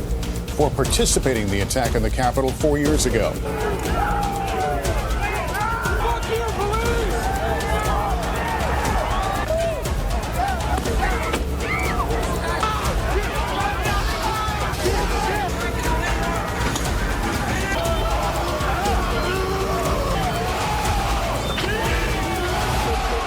They've got the gallows set outside this Capitol building. It's time to start fucking using them. It was violent. Get over it, snowflakes. YouTube permanently banned Bongino for attempting to circumvent a temporary suspension related to a video questioning the efficacy of masks during the COVID-19 pandemic. This guy maintains that Trump won the 2020 election and that Democrats rigged it. This is just another right-wing conspiracy nut that is now deputy director of the fucking FBI. With no end to the conflict in Ukraine, another day and another week comes to an end. I'm not president right now. Starting off today, President Trump holds a bilateral meeting and joint press conference with French President Emmanuel Macron. I just really wanted to say that in a French accent. Watching this live was quite the treat, and honestly, it ended up being so cathartic simply to see a leader of a country give intelligent answers to questions. Imagine the person representing your country being able to coherently speak about issues your country is facing. Howard Lutnick is sworn in as the 41st U.S. Secretary of Commerce. Every time I have seen him give an interview to a news agency, he has come off as a swarmy piece of shit and like he knows absolutely nothing. Or rather, he does know things and he's just lying to get his money back. FBI Director Kash Patel gets sworn in as Director of the Bureau of Alcohol, Tobacco, Firearms, and Explosives. Yes, King, give him more responsibilities. Apple announces a $500 billion investment in American manufacturing. From what I can find out about this, it appears to have been a decision made through a meeting between the CEO and Trump, with many articles citing that he wanted to avoid the potential tariffs on imported goods, which means whatever they talked about, Trump absolutely did not tell them about the numbers coming from Liberation Day. How can I be so confident about this? Because after Donald Trump announced the initial tariffs, Apple had to beg him to exclude them from the China tariffs because they knew they would be greatly impacted by those tariffs, causing Trump to have to walk back specifically on electronics and cell phones, which is specifically what Apple asked for. If they had known about this beforehand, he would have dropped that when the tariffs came out and would have not excluded Apple. So, if Donald Trump has the ability to get these companies to invest manufacturing into America without actually giving them the real numbers of the tariffs, then why doesn't he just talk them into investing into America and not have to actually do the tariffs? But none of this really matters right now because we will talk much more in depth about tariffs at a later date. Not a very eventful day overall, and with no end to the war in Ukraine, we move on to another day. Starting off with the swearing in of Dan Driscoll as Army Secretary, and honestly, I couldn't find almost any information about this guy, to the point where this is extremely suspicious. Even his Wikipedia page is practically empty. The US Army website has a page dedicated to him that looks like it was copy and pasted either directly from or directly to the Wikipedia page. What I find most concerning about this nomination is that the only experience listed for him is that he has held leadership roles in investment banking, private equity, and business operations, including as chief operating officer of a $200 million venture capital fund. Excuse me, but what the fuck is this guy doing as the Army secretary? Oh, and also, as of April 9th, 2025, he replaced Kash Patel as the director of the Bureau of Alcohol, Tobacco, Firearms, and Explosives. A wonderful announcement from Trump today as he unveils his coveted gold card visa program. It is described as similar to a green card, but at a higher level of sophistication, whatever the fuck that means, for the low price of $5 million.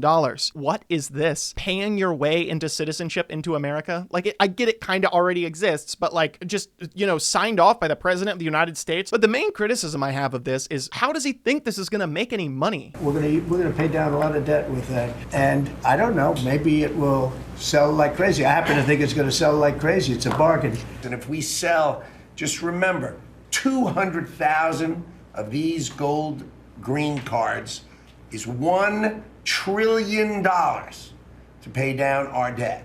And that's why the president is doing it, because we are going to balance this budget and we are going to pay off the debt under President Trump. He sounds like a kid running his first lemonade stand who thinks, wait, why sell 50 lemonades for 25 cents when I can just sell one lemonade for $12.50? Oh, how come no one's thought of this before? I'm going to make so much money. Next up, we have Donald Trump signing yet another executive order. Executive Order 14221 is an attempt to force transparency with hospital prices. This may sound like a good idea, but this probably also is a good opportunity to explain why doing all this policy through executive order is just such a bad idea. First off, I just want to say that the reason why I'm so reluctant to call this a win is because this executive order comes with the rescission of a Biden-era executive order that was aimed at lowering drug prices. The coverage on this was a bit confusing because a lot of social media posts were saying that this undid his Medicare negotiations for prices, which isn't technically true. The Medicare price negotiations were passed under law, which means that an executive order cannot undo them. Passing laws is how you get to long-term effective policy in the United States. A future president won't be able to just rescind all of this progress. Let's say you are someone who fully supports every one of these executive orders. The question I have for you is that what happens when the next president gets elected, and let's say that it's a Democrat. They get into office, and on day one, they just rescind every single executive order that Donald Trump has passed since his first 100 days, and all of the progress he made is now kaput. Biden got his price negotiations passed into law. Therefore, even though his executive order got rescinded, it doesn't change the law on the books that he got passed through Congress. So, Trump wasn't even able to fully undo what he was trying to undo through executive order. This is also bad because we do not want every time a president gets elected to go through all of these massive overhauls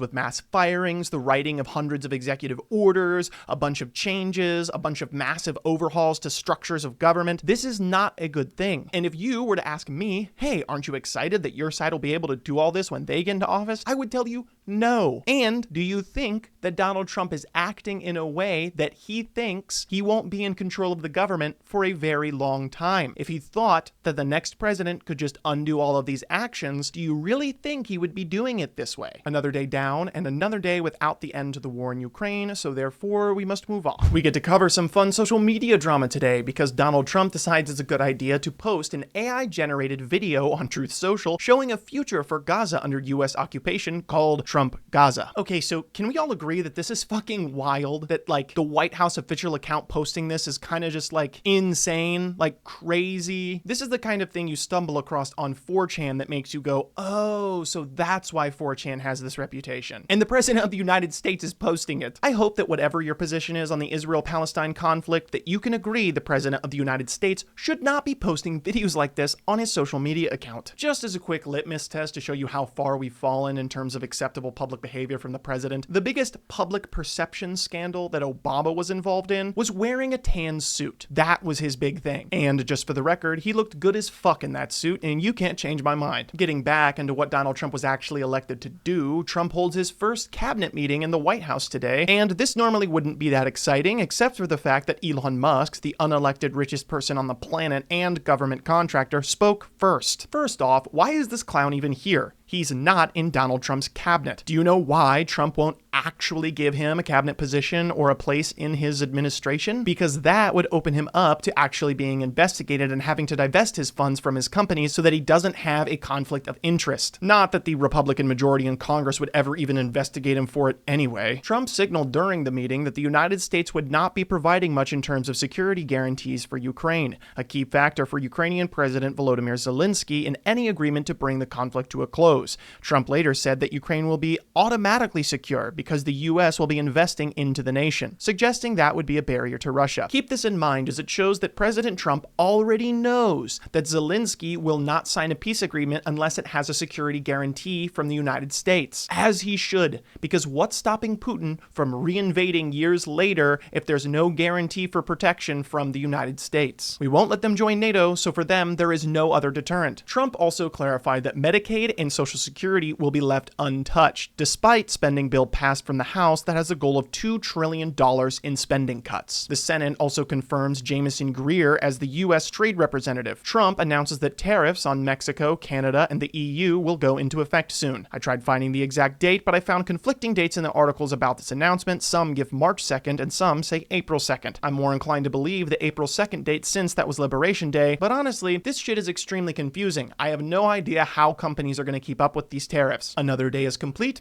and the war is not. President Trump holds a bilateral meeting and joint press conference with British Prime Minister Keir Starmer at the White House, where he presented Trump an invitation letter from King Charles III for an unprecedented second state visit. Trump sets the stage for even more and larger layoffs, sending out a memo targeting career officials with civil service protections. Labor unions, Democratic state leaders, and other organizations have tried with some success to slow Trump down with litigation, while the Republicans are growing more concerned about how a slash and burn strategy could affect their constituents. A bad action can affect me too? Well, we can't let it happen. In a stunning turn of events, Donald Trump actually does release the Epstein files after constantly teasing them and then losing them? Or what happened? Wait a minute. These files are practically exactly the same ones that Biden released.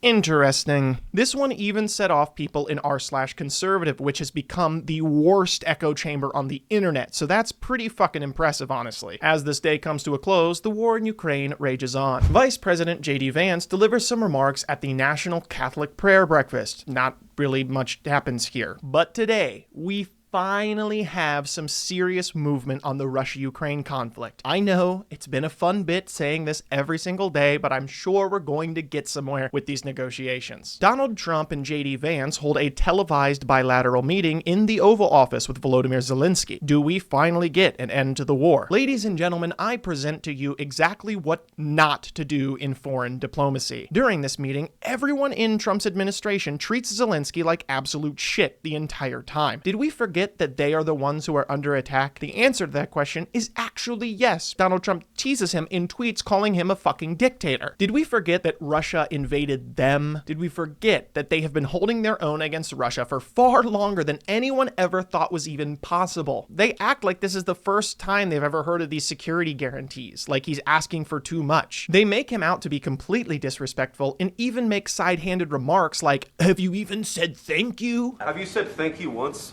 This entire meeting? No, in this entire meeting, have you said thank you? Please, you think that if you will speak very loudly about the war, you can... He's not speaking loudly. He's not speaking loudly. Your country is in big trouble. Can I Wait a answer? minute. No, you've done a lot of talking.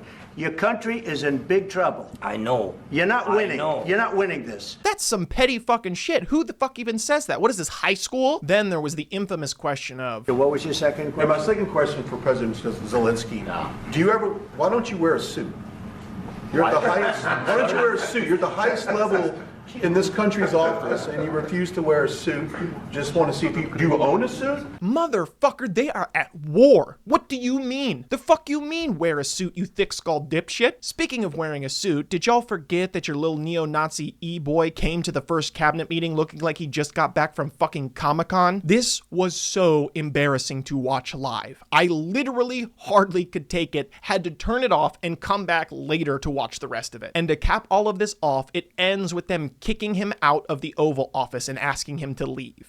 They are the victims. They are the victims here. We are supposed to be helping them. Why? What the fuck happened to our country? Needless to say, no, the war did not get solved. This only made shit worse. We have officially made it into March. How shall we celebrate this wonderful occasion? A new executive order coming down from on high. Executive Order 14224, designating English as the official language of the United States. But it doesn't stop there. This also reverses a mandate by former President Clinton which required language assistance for non-English speakers. Federal agencies can decide if they will provide documents and services in other languages. Okay, so you can make English the official language, and I can go cry and screech about the message this sends in my own little liberal echo chamber. But why on earth would you rescind the order giving them assistance in their native language? Don't we want them to, want to be here and learn our language? I don't understand what rescinding this does. The only argument for this is just, oh, well, fuck them, they need to learn. Why? But this is just cruel. In other news, the media begins to pick up on just how threatening Donald Trump's second presidency is for democracy, as many of his actions are in direct violation of the Constitution. Trump is using the classic elected authoritarian playbook, said Brandon Nyan of Dartmouth College, who had joined more than 800 other political scientists in signing a letter warning that Trump is undermining the rule of law and the basic constitutional principle of checks and balances. It is almost embarrassing how crude this is. Are we waking up yet, America? Remember Hampton Dellinger? He was officially dismissed without justification when his position was specified by law to require a valid reason for dismissal. Well, today, after much delay from Trump's administration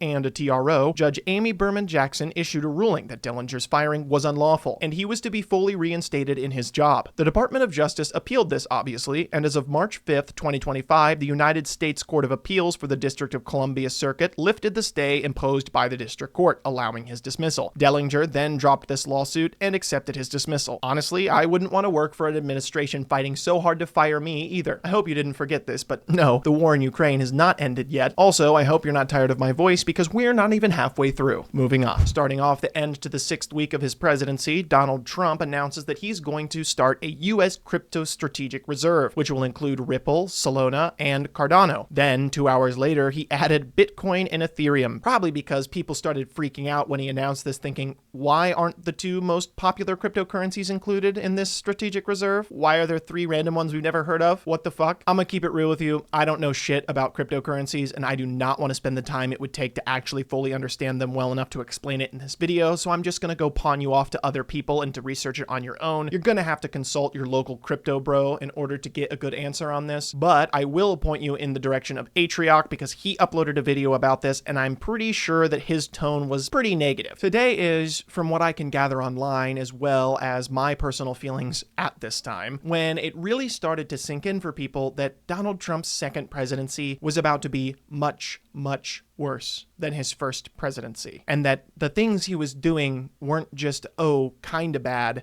they were really, really bad, and probably gonna get much worse. An article from the New York Times dated March 2nd highlighted that President Trump is doing damage to America that could take a generation or more to repair. The next election cannot fix what Trump is breaking. Bill Maher worries that Donald Trump forever could legitimately become a reality. A CBS article going over their polling data showing that Americans widely agree at 81% that Trump is changing how the government works. Obviously, they disagree on whether it's for the better or for the worse, but the important part to note here is that 40% are saying worse, and only 35% are saying better. And 25% are saying it's too soon to say. Well, hopefully those 25% can watch this video and make up their mind. But what is clear is that we're only just getting started with how disruptive this presidency will be. And with all of that, we get to end week 6. No end to the war in Ukraine. Moving on.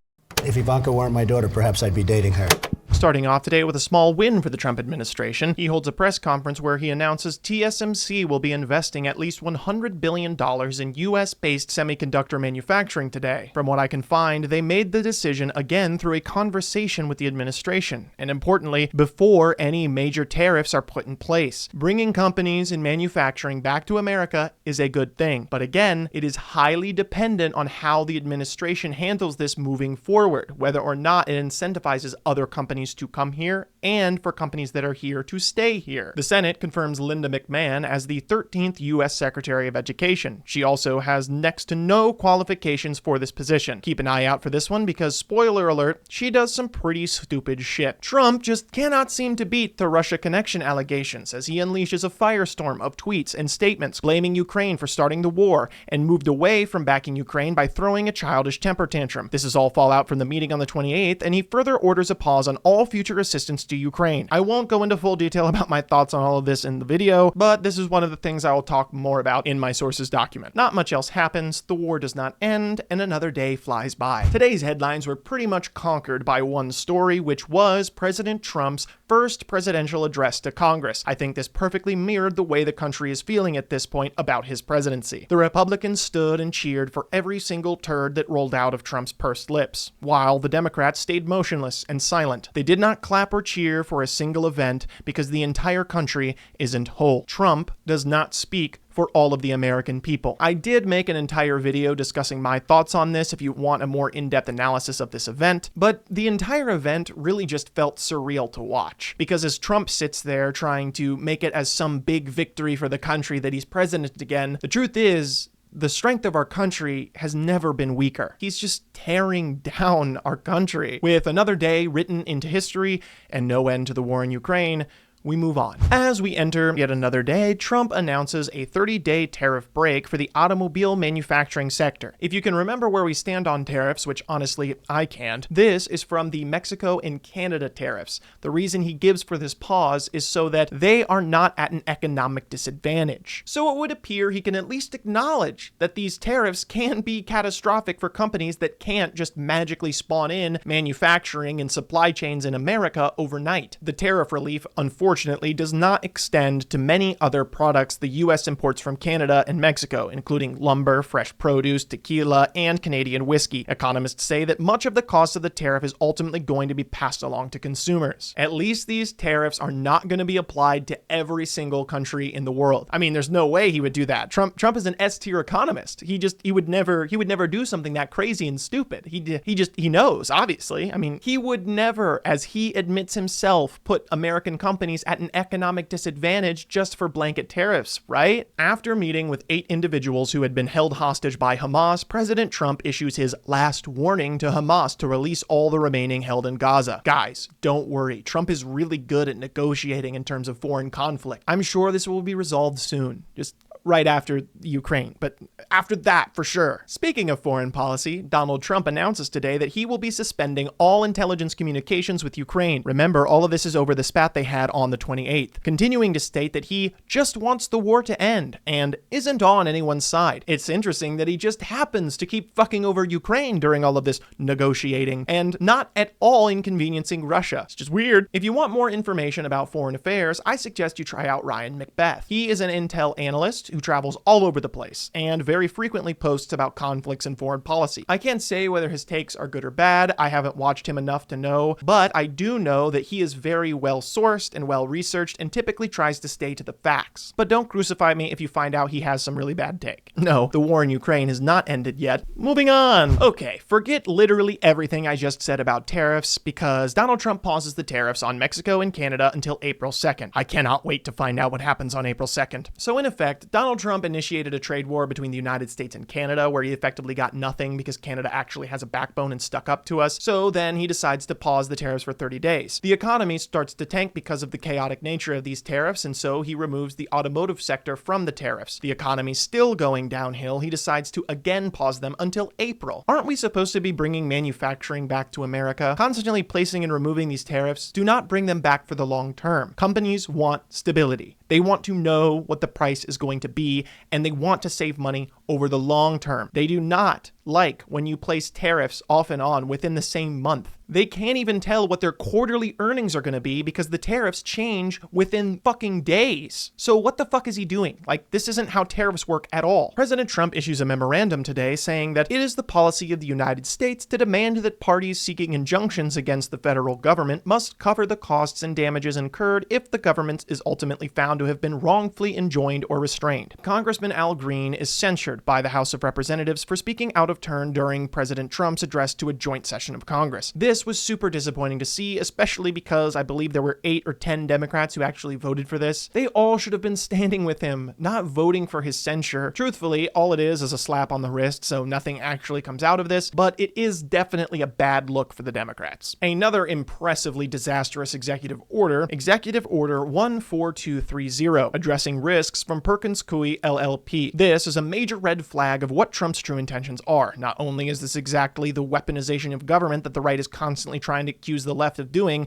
but this is also just next level propaganda bullshit, name dropping George Soros as if he has done anything even remotely close to what Elon Musk is currently doing for the Trump administration. This order revokes Perkins Coie LLP's security clearance and blocks them from entering federal buildings, which is basically a death sentence to a law firm since they obviously need access to federal employees to do their fucking job. This order was obviously challenged and blocked in court because this is what actual weaponization of the federal government looks like. This is blatantly in conflict with the Sixth Amendment, which basically states that you are allowed to choose whatever sort of legal representation you want. You can use any lawyer you want to. You have the right to choose whoever you want to represent you in court. If the federal government has an executive order blocking a specific law firm from being able to represent you, then that is a challenge to the Sixth Amendment. Another day comes to a close, and we are no closer to an end to the war in Ukraine. In our opening for today, we have yet another executive order, this time Executive Order 14235. Trump signs an executive order revoking public service loan forgiveness benefits to organizations that engage in activities that have a substantial illegal purpose, and agencies using taxpayer funds to subsidize through loan forgiveness activities that advance illegal immigration, terrorism, child abuse, discrimination, and public disruptions. I am really curious to hear what they mean by public disruptions. I'm sure that cannot be abused. The Public Service Loan Forgiveness Program, often referred to as PSLF, provides a pathway to loan forgiveness for borrowers who commit to careers in the nonprofit or public sectors. Nearly 3 million borrowers would be impacted by this. At first glance, you might think this is a good idea. However, I can assure you that by illegal immigration and terrorism, they just mean aiding and abetting any immigrant in the United States. What they mean by child abuse is any sort of support for transgender issues. What they mean by discrimination is support for DEI. And what they mean by public disruptions is basically literally anything that goes against the administration's policies. We've already seen them use bullshit excuses like this to dismiss people, saying that they aren't in line with the policies of the president. Like, why? Like, really? Really? So no, this is not a good thing. Not much else I could find for today. However, there was a New York Times opinion piece asking what would happen if Trump ignored court orders. Spoiler alert, you do not have to wait long to find out. Also, this is hilarious to me because during a lot of the Senate confirmation hearings, they were specifically asked questions about what they would do if Trump gave an illegal order. Most of them dodged the question or refused to answer. The reasoning behind it was that it was such a crazy hypothetical and Trump would never give an illegal order. If that's the case, why don't you just say no then? That's what's funny. Think about this. Whether or not you agree that it's too crazy of a hypothetical, why don't they just say no? Just fucking say no to the question then. If it's not a big deal, if the hypothetical is not real, then just say no. At least give us the fucking security that you won't follow an illegal order. The fact that you try so hard to avoid this question is telling on yourself. If you genuinely didn't believe he would give an illegal order, you could just say no and laugh it off and be like, oh, look at the crazy liberals asking these stupid questions. And then you would just answer it because it would be like, of course not. Of course I'm not going to follow an illegal order because he would never give one. And then you can laugh at the liberals. But the fact that they don't even answer the question should be a massive red flag. Another day in the books, I guess. And no end to the war in Ukraine. Today we have a story that is one of the most impactful of the entire first 100 days. So far, we've had a lot of stories that you kind of already have to be involved in politics to fully understand and grasp how bad they are. You either have to understand like the laws or the Constitution or like, really get our systems of government. But today we have something that should scare the shit out of you. Pro-Palestinian student activist Mahmoud Khalil, a permanent resident of the United States, is taken from his New York City apartment by ICE agents and detained in Louisiana. Khalil's detention is the first publicly known deportation effort related to student activism under Trump, but it certainly will not be the last. Here begins the beginning of a pattern where Trump irrefutably violates people's rights. This guy was taken from his residential apartment, and the reasoning they gave was that he was supporting Hamas and promoting anti-Semitism. I'm sorry, but I thought this was the fucking United States of America. You can say whatever the fuck you want. Don't cry and let it hurt your feelings, little snowflake. He was a legal permanent resident, not an illegal alien. He wasn't part of a gang. He wasn't a criminal. We constantly warned people during his campaign that this would not just be criminals being deported, but we were assured over and over again by MAGA that no, this was just going to be the worst of the worst. He would never go beyond just criminals. We were overreacting. I personally believe this is definitely a violation of free speech. However, if you want to use the argument that because he's not a full citizen of the United States, he doesn't get the same freedom of speech that you or I get, which I can accept that. But this is almost the clearest example you could possibly give of where freedom of speech should be protected. Protesting on a college campus. This is like the fucking lifeblood of America. This is what freedom of speech is supposed to be used for. They did not have a warrant for his arrest, constantly moved him around to different facilities to purposefully make it difficult for him to get in contact with his lawyer. Wildly, there is no criminal charge against Khalil. Instead, the government argument is using a section of the Cold War era Immigration and Nationality Act of 1952. His presence will have serious negative consequences for U.S. foreign policy. How serious of negative consequences are we talking for a college student protesting on a campus? Also, not to mention, nothing in these court documents or anything that they present shows any evidence of him A, actually fucking supporting Hamas, or B, saying anything anti-Semitic. So, to break this down, their argument is literally just, hey, we don't like what he's saying. Let's kick him the fuck out of the country. A federal district court has ordered a stay on his deportation while they consider the constitutionality of his arrest and detention. He has been battling his deportation in court ever since, and as recently as 5/6/2025, a Third Circuit Court of Appeals has rejected the government's attempt to move the case outside of New Jersey. It's very likely this case will make it to the Supreme Court. Do you want to know the worst part about all of this? By the time we make it through the second half of the first 100 days, this story, as well as the Eric Adams case, you probably won't even fucking remember because of all of the other absolutely absurd, insane, and unconstitutional, horrible shit that Trump does following this. So as much as this sounds, whoa, this is really crossing a line. If everything you're saying is true, this would be really bad. You won't even remember this when the video's over. This will just be one of many stories that blend together in this cacophony of fucking crazy shit. There are far worse and more memorable cases to come in the future. Luckily, that's the only story we had to cover today, so we get to move on. And no, there's no end to the war in Ukraine. Speaking of the war, President Trump announces today that he has just about ended his intelligence pause with Ukraine after setting it on March 5th. Trump expresses optimism about upcoming peace talks in Saudi Arabia. Have you noticed that Trump's wildly insane reactions to events tend to just completely and miraculously change within the end of the week? Well, his followers will try to tell you that this is just the art of the deal. They'll tell you he does these drastic moves to get concessions and get things moving. But I have an alternative theory for you. If you had a coworker that would drastically change their willingness to work with you and their general attitude towards you every single week, and you never could predict what their next move was going to be, and then they would brag about how all of this was actually just a secret ploy to manipulate you into getting a better deal and get you to do more of the work for them, would you ever fucking work with this person? Would you think to yourself, man, really want to do work with this guy? Or would you be like, holy fuck, I need to do whatever I can to find another job? That's what's happening in other countries. They want to find another way out. They may invest in the United States right now because it's the only fucking choice, but they're going to jump on the first opportunity they get to get out of this, which likely will be China. In other news, a bunch of articles are popping up seriously questioning Trump's handle on the economy. It appears his lens for viewing the world stage is through winners and losers, failing to comprehend that sometimes losing can actually gain you favors with other countries. He continues to downplay the subpar economy, claiming that April 2nd, Liberation Day, will make everything great again. Not much else happens today, so with that, we end week 7, get to move on to week 8, and no, there's no end to the war in Ukraine.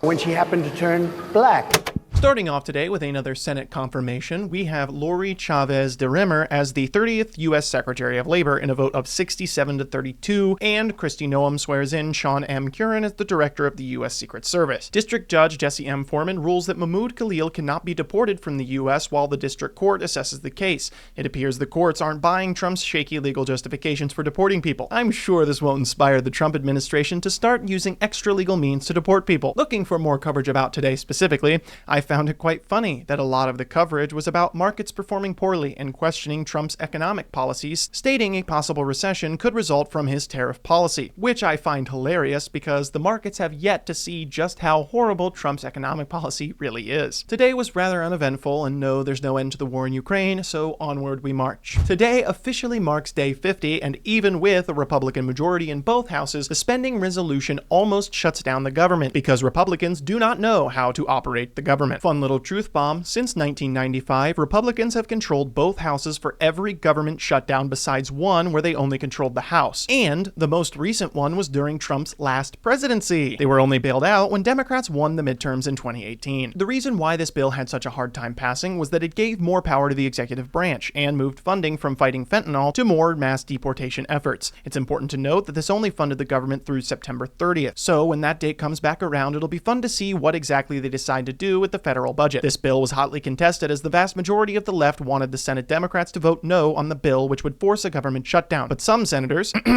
Chuck Schumer, arguing this would cause more harm than good, not realizing how deep in the shit we were, in my opinion. Another rather uneventful day with no end to the war in Ukraine, so let's move on to the next day. Notably, we are officially halfway done. You think we have time for an intermission? We still have so much shit to get through. But we do have time for you to listen to me yap. I want to take a brief moment to pause and have a little chat. So far, we have seen poor economic performance, terrible foreign policy, unconstitutional executive orders attempting to deport legal permanent residents for speaking on campus, engaging in a quid pro quo with the New York City mayor, then forcing 7 federal prosecutors to resign by asking them to sign an order to dismiss the investigation, and overall incompetence. I just want you to take a step back and try to rewind your mind to before the election. Almost everything the Democrats said about Donald Trump has come true. It wasn't because they had some all-seeing eye or could tell the future, it was because they wrote it all down in Project 2025, which is their blueprint. I encourage you to watch Legal Eagle's recent video exactly explaining how Project 2025 is becoming reality. At this point in the presidency, there were a lot of people on the right claiming that the left were just doomers, that we were overreacting and blowing things out of proportion. I just want you to remember this argument as we go over the next 50 days, and I'm going to ask you the same question at the end of this video. Do you think that things are going to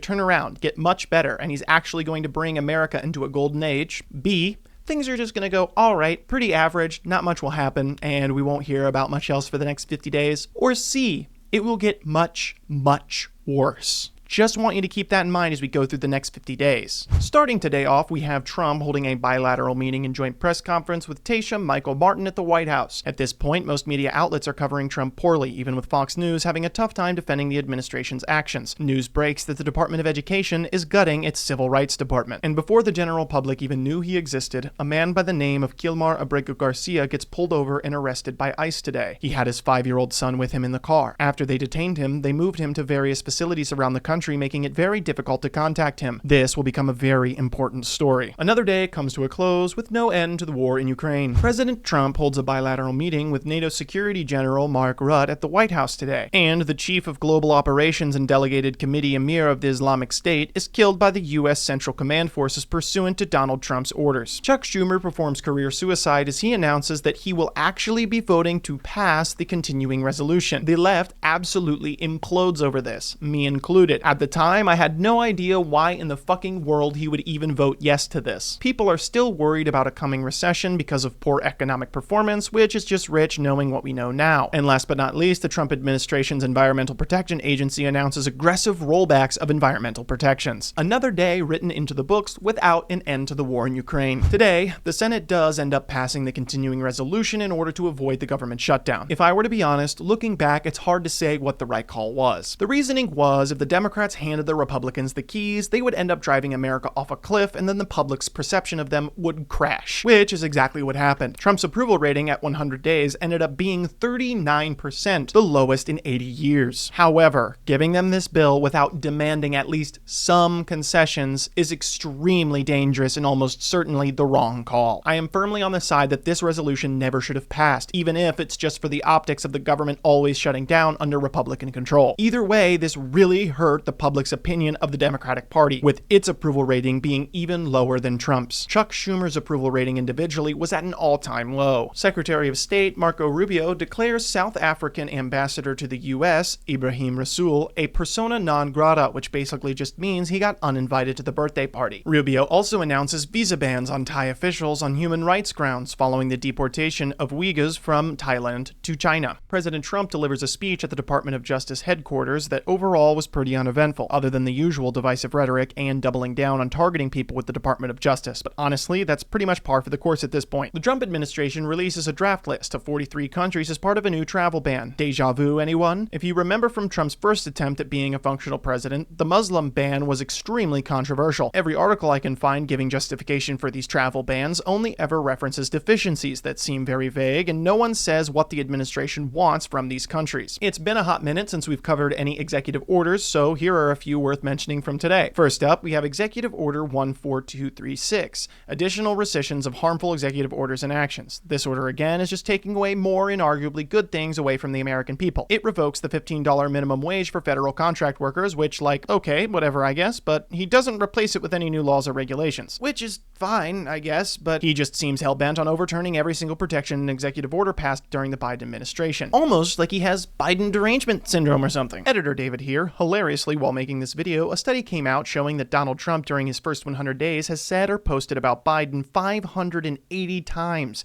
an average of almost 6 times per day, whereas Biden only mentioned Trump 29 times during his entire first 100 days. Executive Order 14237, addressing risks from Paul Weiss. This executive order is, with no exaggeration or hyperbole, extortion. It basically is a copy-paste from the last executive order that was targeting a specific law firm by name, just because they did legal work against Trump in the past. It restricted their access to federal buildings and placed lots of other restrictions. This order was later rescinded by Trump when the law firm agreed to do $40 million of pro bono work, meaning free legal services. I wonder what this pro bono work will be used for. Just as a quick aside, why does the President of the United States, who has the Department of Justice doing the legal work for him as the president, need to target a private law firm through executive order to get free legal services? What could he be using those for? Why would Donald Trump as a citizen be needing free legal services? I wonder. Pretty fun day, and with still no end to the war in Ukraine, we move on. Today marks a pretty significant escalation in the first 100 days. Donald Trump invokes the Alien Enemies Act of 1798 against members of the Venezuelan gang Tren de Aragua within the United States. This marks a turning point in the presidency and is why the second half of this administration is so much worse than the first. This act was only used 3 times in United States history: the War of 1812, World War I, and World War II. This should outline how fucking wild it is that he's invoking this act during peacetime when we aren't at war with another nation. And no, a crisis at the border does not justify this. We have to be at war. Be it enacted that whenever there shall be a declared war between the United States and any foreign nation or government, or any invasion or predatory incursion shall be perpetuated, attempted, or threatened against the territory of the United States by any foreign nation or government, this couldn't be any more clear. This means if you want to argue that Trump is using this act correctly and should be able to deport people under this act, you have to admit that we are currently at war with Venezuela. Or at the very least, the Venezuelan government is trying to invade the United States of America, not just allowing people to come here. This was such an obvious overreach that U.S. District Judge James Boasberg blocked Trump from invoking this act the same day it was declared. I will be going into much greater detail about this at a later time because this ends up causing quite a massive issue that makes it to the Supreme Court. President Trump orders a series of airstrikes on Houthi-controlled Yemen in response to the Red Sea crisis, killing at least 31 people. Interesting airstrikes.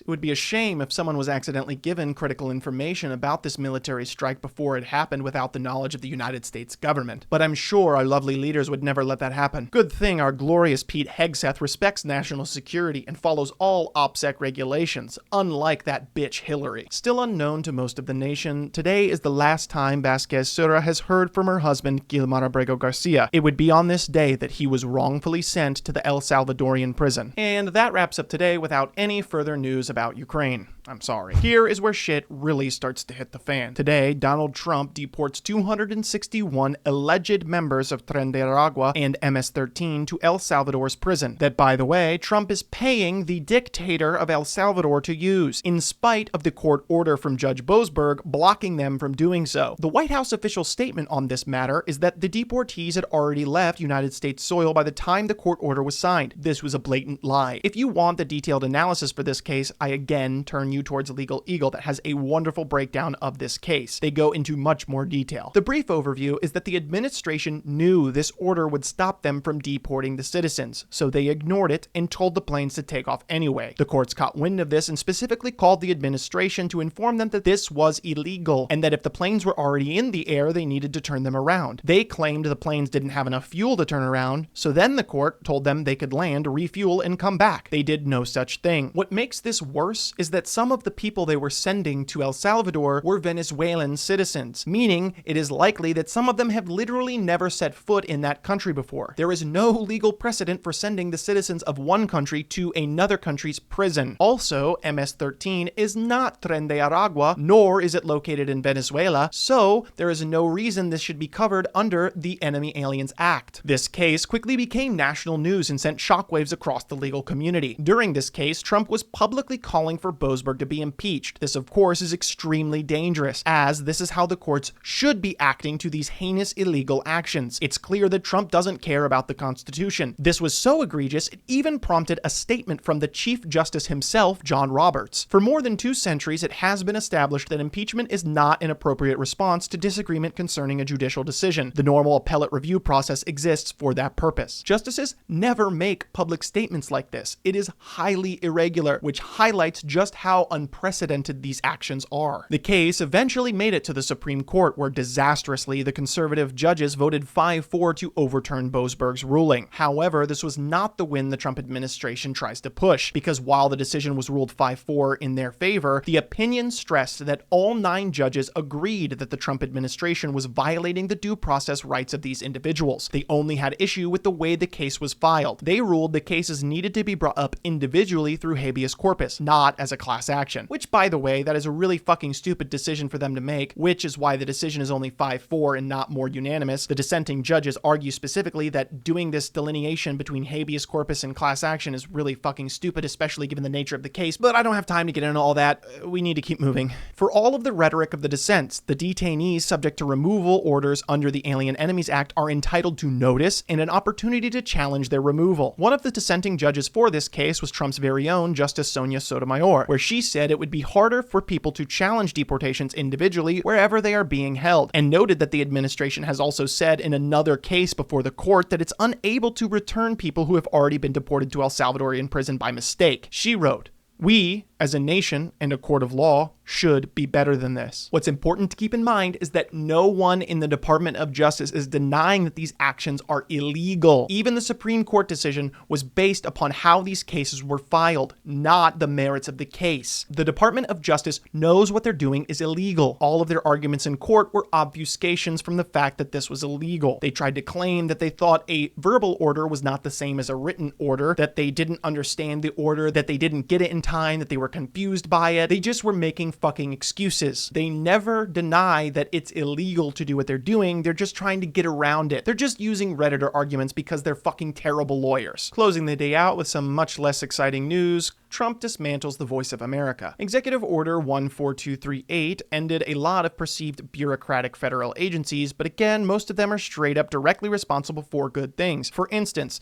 the Institute of Museum and Library Services, the Minority Business Development Agency, the Community Development Financial Institutions Fund, and the United States Interagency Council on Homelessness. Why the fuck are we ending these things? And this was yet again an executive order that was blocked in court, which again highlights that even if you agree with these executive orders, trying to get them through like this instead of passing it through a law in Congress is just going to hold them up. They aren't actually accomplishing anything, and the next president can just undo all of these actions. They're not actually getting anything done. Do not forget, Republicans control both houses. You do not have to do it this way. It's almost like a lot of these changes would be extremely unpopular with the constituents of the Republican Party, and that the Republican congressmen just don't want their names on these laws or dismantling of these systems because they know it would affect people. We are done with another day and fully through week 8 with no resolution for Ukraine.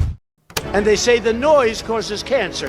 President Trump makes a post on Truth Social stating that Iran will suffer the consequences if Houthis commit further attacks. Ooh, scary. Additionally, news breaks that President Trump wants to revoke Biden designations of national monuments because it's very clear he just wants to erase Biden's 2020 presidency. Maybe he's just mad that Biden beat him in 2020 and he's tired of having to lie about it all the time. All of that resentment and anger is building up inside of him and can only come out in the form of trying to erase everything Biden did in 2020 and completely rewrite history. Because of the web of lies he built, he can never admit it to anyone. In yet another absurd statement from the President of the United States, he calls news outlets illegal for negative reporting. This guy is fucking delusional. Very boring day today with no end to the war in Ukraine, so that wraps up week 9, day 1. Moving on. Starting off today, we have Vice President Vance delivering remarks at the American Diamonism Summit. All of the records that were related to the assassination of John F. Kennedy that were previously withheld for classification are released pursuant to an executive order from Donald Trump. You can look into these yourself if you would like. I will include them in the sources list, but I promise you it's not very exciting. Trump is considering giving up NATO command. I guess we just don't want to be leaders of the free world anymore. Trump also fires the FTC commissioners Alvaro Bedoya and Rebecca Slaughter, which, by the way, with that name, she definitely should start a metal band if she cannot find another job, because that would be fucking sick as shit. Families of the wrongfully deported immigrants, along with Abrego Garcia, begin to approach media outlets informing them that they had no criminal records. Most of the articles that I found that actually gave a timeline for this story have a very large gap between the 15th when he was deported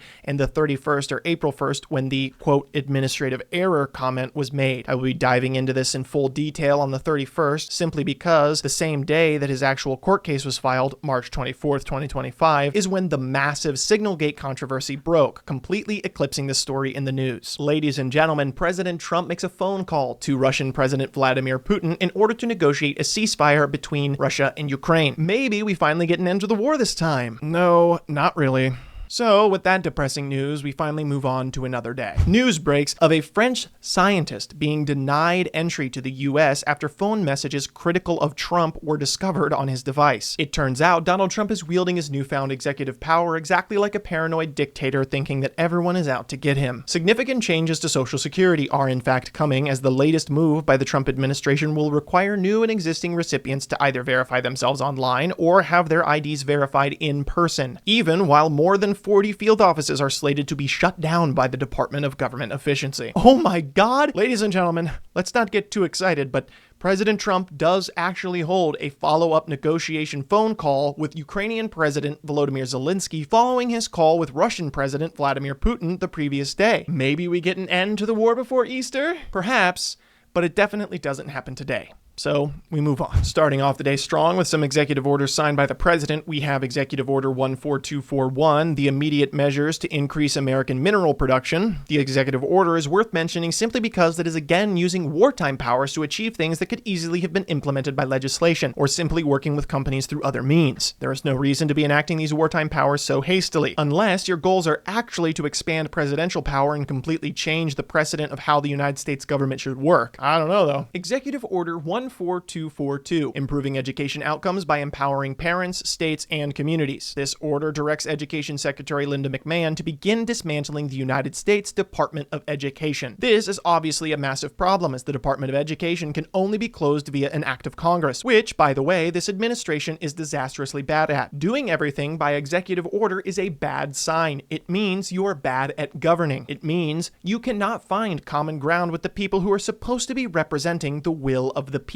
And in case you were wondering, yes, dismantling the Department of Education is an extremely fucking bad idea. Not only does this disproportionately affect red states considering they have smaller economies, thus funding less for schooling, it also is a good thing to have a federal standard for schooling. Whether or not you agree with the direction of the Department of Education, it is a good thing to have a federal standard for education. Especially in the age of the internet, we need our entire country to be on the same page. We should be working to renovate and build up the Department of Education to meet modern standards, not completely dismantling it. We are no longer in 1800s America. What you need to know in Nebraska is basically exactly the same as what you need to know in New York. Trump administration officials have lifted a freeze on meetings of advisory councils that has held up grant making at the National Institutes of Health, NIH, and media outlets continue to closely follow updates on the Venezuelan deportations as Trump officials escalate their attacks on the justice system. And with that, we bring another day to a close, and there is no end to the war in Ukraine. President Trump, in continuation with his retributive acts against people he hates, revokes the security clearances of 14 people, including Hillary Clinton, Kamala Harris, Alvin Bragg, Letitia James, Anthony Blinken, and Liz Cheney. Just another example of his vindictive attitude and punishing people in any way that he can. Donald Trump and Pete Hegseth hold a conference showing off the Air Force's next-gen fighter platform. It was honestly pretty boring. Trump announces that student loans are going to be moving under the Small Business Administration, which is very interesting, and shifting programs for students with disabilities to the Department of Health and Human Services, HHS, which, if you remember, is headed by RFK Jr. Very interesting indeed. The Trump administration sends a letter to Columbia University requesting that they overhaul their rules for student protesting. This was all under the guise of combating anti-Semitism. But I ask you, given everything that we know so far, what do you think the real reason for him doing this is? This is the first attack lobbied against universities specifically, but it will not be the last. In other news, coverage of Republican town halls being filled with angry constituents over Doge's disastrous debut begins to make mainstream media. There were a lot of people covering this online, and if you would like more information, you should go ahead and check out Lee Jim Miller's video on this topic. People were so fired up about this that Republican lawmakers began to just not have town halls anymore because of how much backlash they were receiving. Maybe you shouldn't do really unpopular shit. We get some more news of federal workforce firings as Trump continues to purge federal employees. We also begin to see lots of coverage on Trump's general terrible handle on everything so far. Not very eventful, so with another day down without an end to the war in Ukraine, we get to move on to yet another day. Today is a very sad day of capitulations as Columbia University caves to Trump's demands attacking their free speech and agrees to change its policies to meet the administration's demand. We have another surrender in response to Trump's next executive order. Today, we have Executive Order 14244. This order simply overturned a previous executive order, which was the attack on the Paul Weiss law firm. Trump overturned it not because he suddenly gained a conscience, but because the law firm agreed to $40 million of pro bono work for the administration. Yes, we already covered this before. You are not suffering from deja vu. I just wanted to add it to today as well. Another rather uneventful day and no end to the conflict in Ukraine. Starting off today with a little poking fun at the president, he disparages a portrait of himself hanging in the Colorado State Capitol building in a post on Truth Social, calling it distorted. Just above us in Canada, a new rising star, Mark Carney, who is acting as Prime Minister after Justin Trudeau stepped down from office and is in the running for the upcoming election to fill the role permanently for the Liberal Party, makes a big splash challenging Trump in a public speech. Reminder that at this point, the Liberal Party in Canada is very likely to take the election, when before Donald Trump was even elected, they stood almost no chance. The Trump administration publishes a notice to end the legal status of over 500,000 migrants from Cuba, Haiti, Nicaragua, and Venezuela who entered the U.S. under the CHNV program. Overall, this week went by pretty damn quickly, but unfortunately, there is still no end to the war in Ukraine.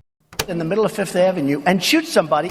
Unfortunately, not every week can skate by so quickly. We get to kick off week 10 with a massive scandal that realistically only got 5 days of media coverage just because of how insanely fast this administration is moving and how many laws they keep trying to break. A group chat on Signal between several members of President Trump's cabinet is accidentally leaked when a journalist, Jeffrey Goldberg, is added to the group. Two notable members of this chat being Pete Hegseth and Tulsi Gabbard. This whole shit show is again another controversy that if it were to occur on its own, it probably would have gotten much more coverage and been a way bigger deal. However, when compared with everything else, this seems like small fries. Remember the Yemen bombing from the 15th? Well, a group chat was discussing the detailed plans of that bombing, and they accidentally added a fucking journalist to the group chat. And not just any journalist, but Jeffrey Goldberg, the editor-in-chief at The Atlantic. He dropped a massive story, aptly titled, "The Trump Administration Accidentally Texted Me Its War Plans." They tried to pivot every which way, claiming that they weren't actually actually war plans. It wasn't classified. Jeffrey Goldberg somehow snuck in that there was a mole who planted him there, and all sorts of fucking bullshit. They were pressed by Congress, at least the Democratic side, very heavily on this issue, which you can watch the entire hearing yourself on YouTube. Not only is this extremely dangerous because the leaked information could put American lives at risk, but it's also just fucking embarrassing that our top officials accidentally added the wrong person to a group chat when talking about sensitive information, be it classified or not. You can see the full conversation yourself if you follow up in my resources document, but look at this. They're using emojis like they're fucking 14. Before the messages had been fully revealed, they lied to Congress's face, saying things that were proved wrong by the messages after they were released. Also, quick side note, they set their messages to delete, which is against federal record-keeping laws. Now, why wasn't any of this investigated fully? Why don't we know more? Why wasn't anyone ever prosecuted for this? Because that would require the executive branch to actually hold their members accountable, and or the Republican Congress to do an investigation. But they will never do that. So we will never get an investigation into this unless the Democrats get a majority during midterms and do the investigation themselves. And just like that, within 5 days, the story is completely dead because A, the Republicans refused to investigate it, and B, much worse stories were coming out. And before you say anything, yes, Signal is an approved application to be used on government devices, but so is Gmail, and you wouldn't be sending information like this over fucking email. I have barely scratched the surface with just how fucking bad this is. So if you want, Legal Eagle actually has 2 videos on this, one going over the scandal in general, and another that actually goes over comparing it to the Hillary email scandal. Completely eclipsed by Signalgate, Kilmar Abrego Garcia's case actually gets filed in court today. United States Postmaster General Louis DeJoy resigns from his position today also. Yeah, the Republicans hate the Postal Service. What else is new? You do realize the only reason it sucks is because the government keeps gutting it and doesn't give it any funding? No end to the war in Ukraine, and another day goes by. President Trump signs even more problematic executive orders as he doesn't care about upholding the Constitution or following the law. It's almost like this is what happens when you elect a convicted felon into office. Executive Order 14248. This order is attempting to overhaul the electoral process, including clauses such as having all ballots be received by Election Day and requiring voters to provide proof of U.S. citizenship. This was massively controversial and is likely to face legal challenges if it's ever attempted to be enforced, considering that constitutionally, states are allowed to control how their elections are held. As of April 24th, a judge did actually block this order. Executive Order 14246. This is another executive order trying to extort pro bono work from a law firm. However, this one actually fought back. The case is still ongoing, and I won't go too much into it, but you can find a full summary in the sources document. Just for context as to why Trump was going after them, they previously employed, meaning he no longer works for them, an ex-federal prosecutor that was part of the special counsel that released the Mueller report, showing the Trump campaign's connections to Russia during his first run for office. It's almost like how he's behaving in office and capitulating to Russia proves their fucking point. This also marks his 100th executive order.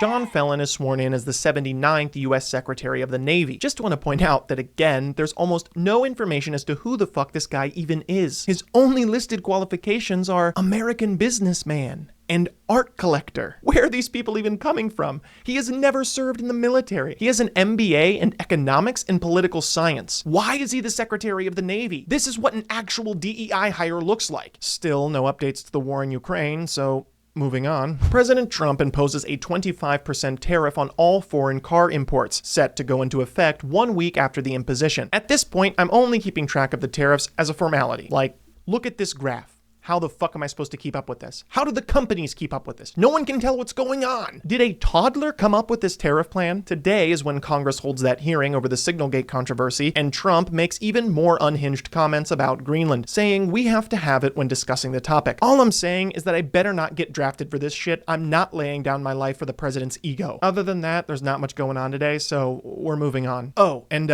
no end to the war in Ukraine. If you've made it this far into the video and haven't subscribed yet, fuck you. I was just kidding. Please forgive me, master. President Trump withdraws his nomination of Elise Stefanik as ambassador to the United Nations, citing concerns over Republicans' thin House majority. For anyone who considers themselves a principled conservative, does it not bother you that Trump seems to be acting in total disregard for the long-term health of the Republican Party? They are going to lose seats during the midterms for this, and not a little bit, like a lot. Secretary of State Marco Rubio announces the revocation of at least 300 student visas, many of which were held by students who demonstrated support for Palestine. Palestine. This continues Trump's attacks on free speech and terrifies many, considering the story of Mahmoud Khalil is still fresh on everyone's minds. People are terrified of either being deported or being detained thousands of miles away from their home. Marco Rubio refers to these students as lunatics. Two more executive orders fresh off the press make a splash, as they seem to be continuing the trend of eroding our democracy. Also, just want to take a second to point out how the right was always criticizing Biden for having no idea what he was signing. And yet, here is President Trump continually asking what he's signing when he gets handed the executive orders. And it will go through the first one, please. Do you want to? Yeah, Mr. President, this is an executive order on crypto. We're going to be. Oh, sorry, we're doing that first. Sorry, Mr. President, this is an executive order on AI. We're basically announcing the administration's policy to make America the world capital in artificial intelligence and to dominate and to lead the world in AI. Do you want to say your name? Next, we have a set of pardons for peaceful pro-life protesters who were prosecuted by the Biden administration for exercising their First Amendment rights. Do you know how many? I believe it's 23, sir. It genuinely sounds like this is the first time he's ever hearing about it. Does he even know what he's doing? Executive Order 14250, addressing risks from WilmerHale. Trump's third executive order targeting a law firm by name with the intention to extort them for legal services. However, this was also challenged by the law firm as people begin to show support for the law firms who stand their ground. Also, the judge who blocked these cases was appointed by Bush. There is a link to the full court docs in the sources document. Executive Order 14253, restoring truth and sanity to American history. Earlier on in the administration, when they were combating DEI, there was a fear that they would try something like this. After this order dropped, many articles popped up showing that pictures and stories of famous firsts among women and Black Americans were being taken down in response to the anti-DEI executive orders. Okay, but you have to admit, this executive order just sounds Orwellian as shit, right? Like the title sounds like it was ripped right out of 1984. The right loved to throw around that accusation on the left, but you couldn't have a better example of them actually doing something like this. You can attack being woke and DEI as much as you want, but this is literally rewriting history. Yet another Trump-tastic day comes to a close, and we are no closer to finding an end to the war in Ukraine. Several members of Trump's cabinet visit the Pituffik space base in Greenland, and spoiler alert, they still don't want to become part of America. Two firings that were previously blocked in court do unfortunately get overturned on appeal. This ruling, however, undeniably breaks with legal precedent. The stay decision also marks the first time in history that a court of appeals, or the Supreme Court, has licensed the termination of members of multi-member adjudicatory boards statutorily protected by the very type of removal restriction the Supreme Court has twice unanimously upheld. Trump holds his first phone call with Mark Carney as they discuss the automotive tariffs. CBS News coverage revealed Trump tried to play this call off as having gone well, but Carney gave a rallying speech to Canadians that they're going to fight the U.S. tariffs. The administration gets continually pressed about the Signal chat leaks, with many officials giving statements that contradict one another. They refuse to acknowledge they have done anything wrong, despite the fact that Pete Hegseth has made statements in the past about officials mishandling classified documents like this. Any security professional, military, government, or otherwise, would be fired on the spot for this type of conduct and criminally prosecuted for being so reckless with this kind of information. The fact that she wouldn't be held accountable for this, I think, blows the mind of anyone who's held our nation's secrets dear, who's had a top secret clearance like I have and others, who know that even one hiccup causes a problem, let alone a standard procedure like this. That's pretty embarrassing. Another particularly uneventful day, as yes, the war in Ukraine is still going on. Starting off today with Finnish President Alexander Stubb having a surprise informal meeting with President Trump while playing golf in Florida. After the meeting, Trump posted on Truth Social lauding the relationship between Finland and the United States, including the purchase and development of a large number of badly needed icebreakers. The White House Correspondents Association cancels its plans to have Amber Ruffin host the annual association's dinner. Typically, they do have a comedian for the dinner. Months earlier, they announced Ruffin's appearance, claiming that they were an ideal fit for this current political and cultural climate. I couldn't find much more information about this story and why exactly this fell through, so it's really just anyone's guess as to why the administration would have backed out.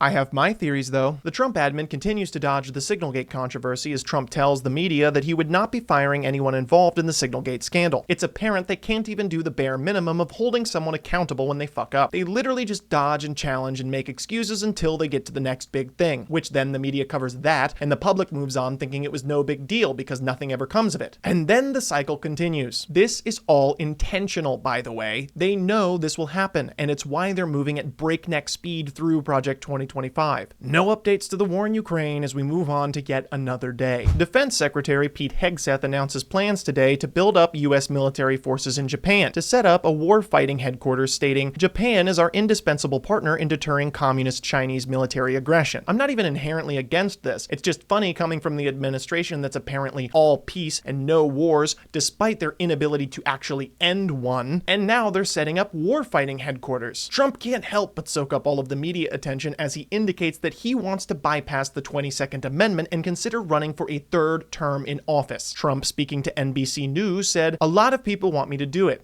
When pressed further, he specifically stated, "I'm not joking. No. Just fucking no." He has said so many times at this point that he's considering running for a third term that it's not a fucking joke. I'm so fucking tired of being gaslit by the entirety of MAGA telling me, "He's just trolling the libs, bro, quit crying." We said his tariffs would be bad. He told us his tariffs would be bad. The defense for this was saying it's a negotiation tactic to just get a better deal. And yet he has repeatedly used them to get us into trade wars, ending up with us having a much worse deal than when we started. Not to mention straining the relationship with our closest allies. We said he would deport more than just illegal immigrants. He told us he would deport more than just criminals. The defense for this was that we were over-exaggerating. We were being crybaby libs. Yet here he is deporting planefuls of people with no criminal record. People who have legal permanent resident status and are here on student visas. And we haven't even gotten to Abrego Garcia. We said he would be authoritarian, a threat to democracy, and destroy our Constitution. He told us he would be a dictator on day one. The defense again was we were just being dramatic. We were overreacting. And yet here we are with him signing the most executive orders in presidential history, with half of them being blocked in court and ruled as unconstitutional. So why the fuck would I listen to people telling me now that he's joking about running for a third term? I think we have established a very clear pattern of behavior with Donald Trump. And at this point, many media outlets are writing articles about just how vastly different the second time around is for Trump's presidency. Some professional advice: the next time someone tells you that democracy is on the ballot, don't vote for the convicted felon. With still no end to the war in Ukraine, we move on to another day.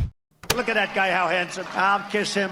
Today we reach, in my opinion, the biggest story of the first 100 days. This is when Kilmar Abrego Garcia's case really breaks through to national headlines, as it's made abundantly clear there is no excuse for Abrego Garcia's wrongful deportation from the United States. The Trump administration admits Kilmar Abrego Garcia's deportation was an administrative error. This tiny little admission is what ignites the story into a full-blown national scandal, because it becomes very clear that the administration is purposefully dodging questions, stringing the courts along, and has no intention of bringing Garcia back to the United States. I'm not going to go over everything in this video, but I'm going to try to get as much detail as I can. Any additional information you want will be located in my sources document. There will be links to sources that go into much greater detail than I am able to here. I did make a brief video about this individually on my channel already, but I'm going to recap what makes this case so terrifying here as well. The argument the Trump administration is making is that he was unquestionably found to be part of MS-13 in a court of law, and simply didn't file the paperwork correctly. So that's the only mistake they've made. Only the big issue is that this would have never happened had they just given him the due process that he is guaranteed by the Constitution. Furthermore, this unquestionable case they are referring to was riddled with very questionable evidence. The evidence used to support Abrego Garcia's involvement with MS-13 was that he was displaying traits associated with gang culture. This was referring to his tattoos, none of which have been actually connected with MS-13, his clothing, wearing Chicago Bulls merch that an officer claimed was MS-13 affiliated because it's black and red, and information from a source. That anonymous source claimed that the chapter Abrego Garcia belonged to was located in New York. The only problem was that Abrego Garcia had never lived in New York. It's important to note that Abrego Garcia had no criminal record in the US or El Salvador. He was not charged with any crimes for this incident and still has a clean criminal record to this day. The police department that arrested him has said that they have had no further interactions with him after the 2019 stop. Not only was the evidence itself extremely shaky, Ivan Menendez, the detective investigating Abrego Garcia, was suspended from the PGPD following this incident for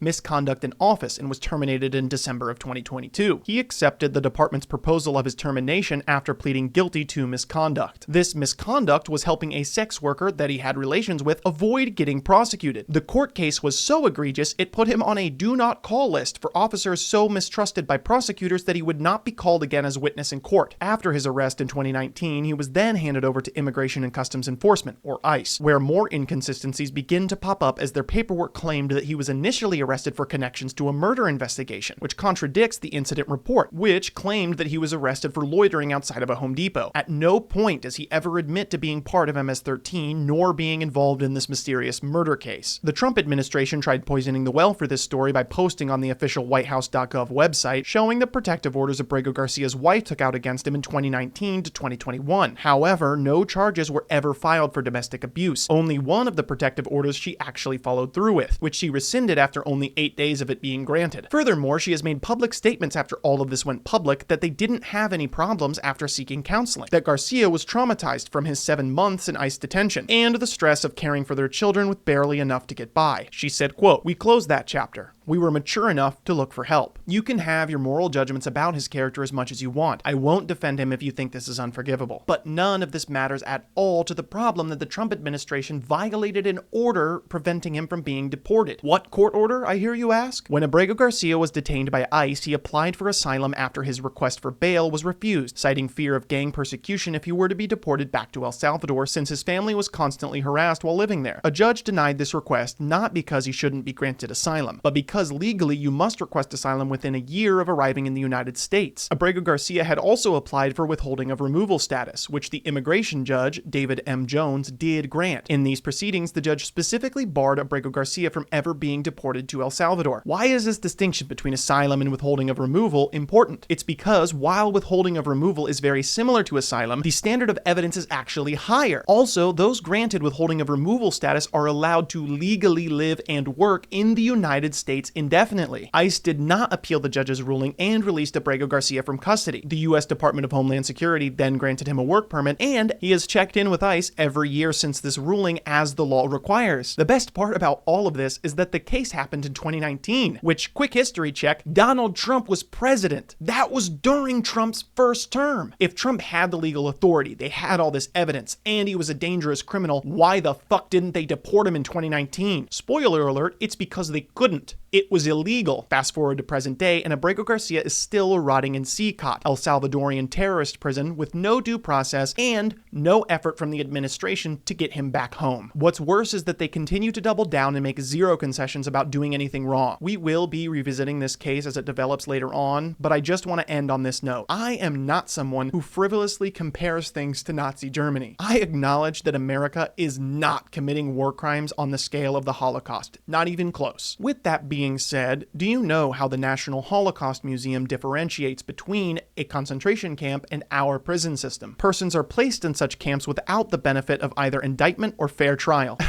Fun, completely random and unrelated historical fact, did you know that Auschwitz wasn't actually located in Germany? It was located in Poland, a country just outside the border of Germany. Moving on to a story with a tone that has a dystopian level of contrast to the previous one, we have President Trump signing more executive orders with musician Kid Rock in attendance. Wow. And if this is all you see, it seems like Trump is just being his goofy, normal self, not realizing the horrors this administration is committing in broad daylight. Some quick news stories worth mentioning before moving on. We have 9 Planned Parenthood affiliates receiving notices from the U.S. Department of Health and Human Services indicating that their federal funds were being temporarily withheld based on potential violations of executive orders and federal law. The administration is sued over federal union dismantling and federal election changes as pushback against Trump's wild executive orders begin to pile up. And with that, we finally get to put this day behind us and move on. No end to the war in Ukraine. Wow, oh my God, we actually have good news today. Donald Trump made a statement saying he is working with Congress to pass a bill that will guarantee caps to political campaign contributions as well as ban all insider trading by members of Congress. If you look at the bottom left corner of the screen, you'll notice it's April Fools. Comment down below if you caught on as soon as I said working with Congress. We all know Trump's only job is to sign executive orders. Back to the sting of sobering reality, the Trump administration eviscerates federal health agencies. Fears mount about how this will impact the health of the nation. At this point, there are almost 100,000 federal worker layoffs to date. RFK Jr. said last week that the communications for the health agencies would be brought under his control in the restructuring. Many of the layoffs impacted people responsible for relaying information to the public. A coalition of states moved to sue the Trump administration over their decision to cut $11 billion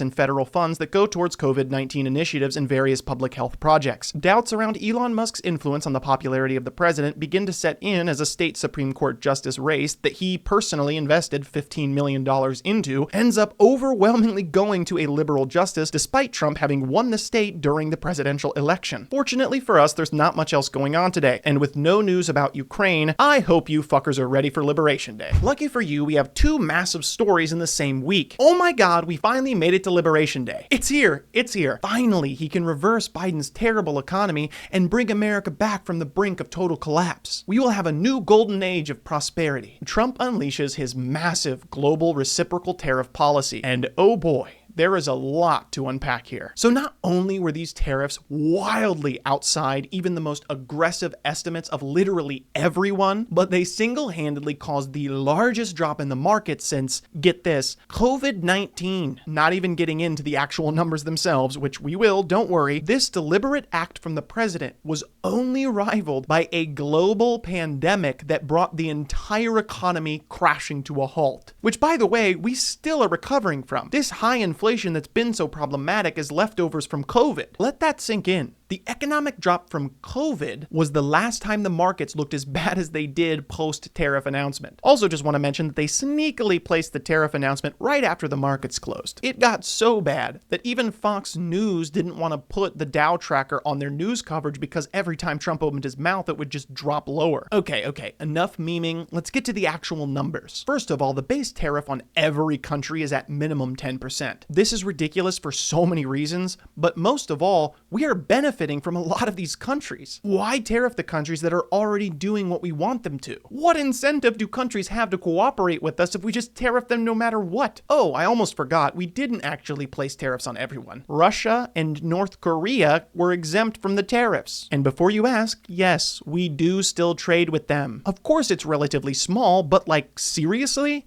We drop these massive tariffs and exclude our enemies? Why? So many of these countries have insanely high percentages, ranging from 25% all the way up to 49%. Where are these numbers even coming from? After the announcement of these tariffs, everyone was scrambling to try to figure out what exactly they used to come up with these numbers. Trump and friends stated that they were based on tariffs placed on the US as well as other trade barriers, which couldn't possibly be true because the numbers they showed had tariffs on countries that didn't even have tariffs on us. Even worse, some of the places we tariffed didn't even have people living there. The real answer ended up being so much stupider than anyone even thought possible. It's just the country's trade deficit divided by their exports. This isn't just a Twitter theory. The administration confirmed this. They posted their equation, which the internet loved dissecting. If you want a more in-depth breakdown, you should go ahead and watch Stand Up Math's video on it, because it really does a good job explaining just how bad their math is. I literally cannot express how insanely stupid it is to calculate the tariffs this way. Some countries can never hope to buy more from the United States than we buy from them. It's impossible. Cue all the memes about tariffing penguins. On top of this, they tried to be all, we're being nice, by halving the proposed tariff numbers that were arbitrarily high as fuck to begin with. The next 6 days are a complete market freefall. People were scrambling to understand why the tariffs were so high, why they were based on something so stupid, and just how much this would impact the global economy. Other countries' markets began to fall, and some countries imposed counter tariffs. The last time global tariffs were implemented like this was the Smoot-Hawley Tariff Act, which completely decimated global trade, reducing it by 66%. This greatly worsened the Great Depression to the point of no return for the country. This is what taught the world never to use tariffs as a way to generate income, which is one of the reasons Trump actually gives for this shit, by the way. One of the telltale signs that things might be bad for the markets is when the defense for this terrible drop was, just zoom out, lol, it's not that bad. How far out do you have to zoom for this not to be a problem? Let's try 6 months. Maybe we are overreacting. Nope.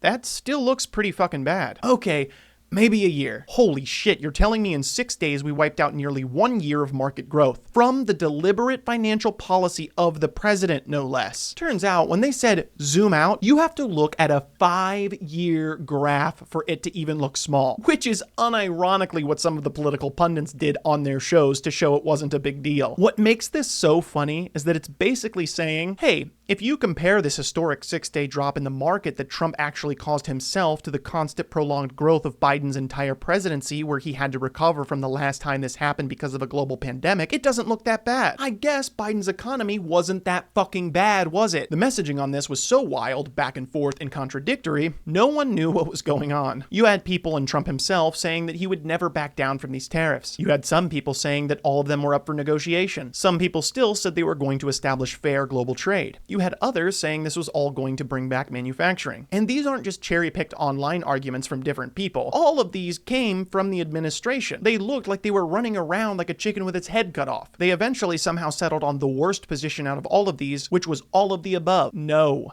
you cannot do all of this under one financial policy, especially tariffs. That's not how this works. Also, Trump stated that any country that tried to propose retaliatory tariffs would get theirs doubled in response. Which, if any country wants to remain relevant, they have to, because we are the largest economy in the world. So in summary, this entire thing is fucking stupid. I could go on and on about these tariffs, but we have an entire 100 days to get through, so we gotta move on if I'm ever gonna finish this. You might be wondering how the president has the ability to do all of this out of the blue. Shouldn't this be more of a Congress thing? You would be correct. But when Trump does everything through executive order and ignores the courts and the Republican Congress won't do anything to stop him, then he can do whatever the fuck he wants. Here's the executive order that gives him the authority. Executive Order 14257, regulating imports with a reciprocal tariff to rectify trade practices that contribute to large and persistent annual United States goods trade deficits. He gives the IEEPA as the legal basis for declaring these tariffs, which is a U.S. federal law authorizing the president to regulate international commerce after declaring a national emergency in response to an unusual and extraordinary threat to the United States, which has its source in whole or substantial part outside of the United States. Congress should be challenging this because it's total and utter bullshit. How can the largest and most successful economy in the world be facing an extraordinary threat from a country that only has penguins on it? If you want more information about the legal side of these tariffs, you should go ahead and watch the Legal Eagle video. If anything else did happen today, I ain't covering it. We're moving on. No, the war didn't end. Entering into the fallout after Liberation Day, markets fall drastically as mentioned before. The announcement was given right after markets closed, so we had to wait for today to see the real damage. Most sane people were speechless about what this meant for the economy. Laura Loomer, yes, that crazy bitch, gets Trump's NSC officials fired as she questions their loyalty to Trump. That sounds very Supreme Leader to me. Trump also starts threatening public schools' federal funding over DEI initiatives. An update to the Venezuelan deportations case, the judge is determining whether the administration officials acted in criminal contempt of court when they defied the court order barring them from deporting the immigrants. Also, Trump announces Elon Musk might be leaving Doge, probably due to Musk's approval ratings absolutely tanking, alongside that embarrassing election blowout. Somehow, we've made it through yet another day, and with no end to the war in Ukraine, we move on. Continuing to follow the Kilmar Abrego Garcia case, a U.S. district judge orders the Trump administration to facilitate and effectuate the return of Abrego Garcia back from El Salvador. This is the next major update on this case, and the response to this will determine what will happen when the executive branch defies a court order. We are inching ever closer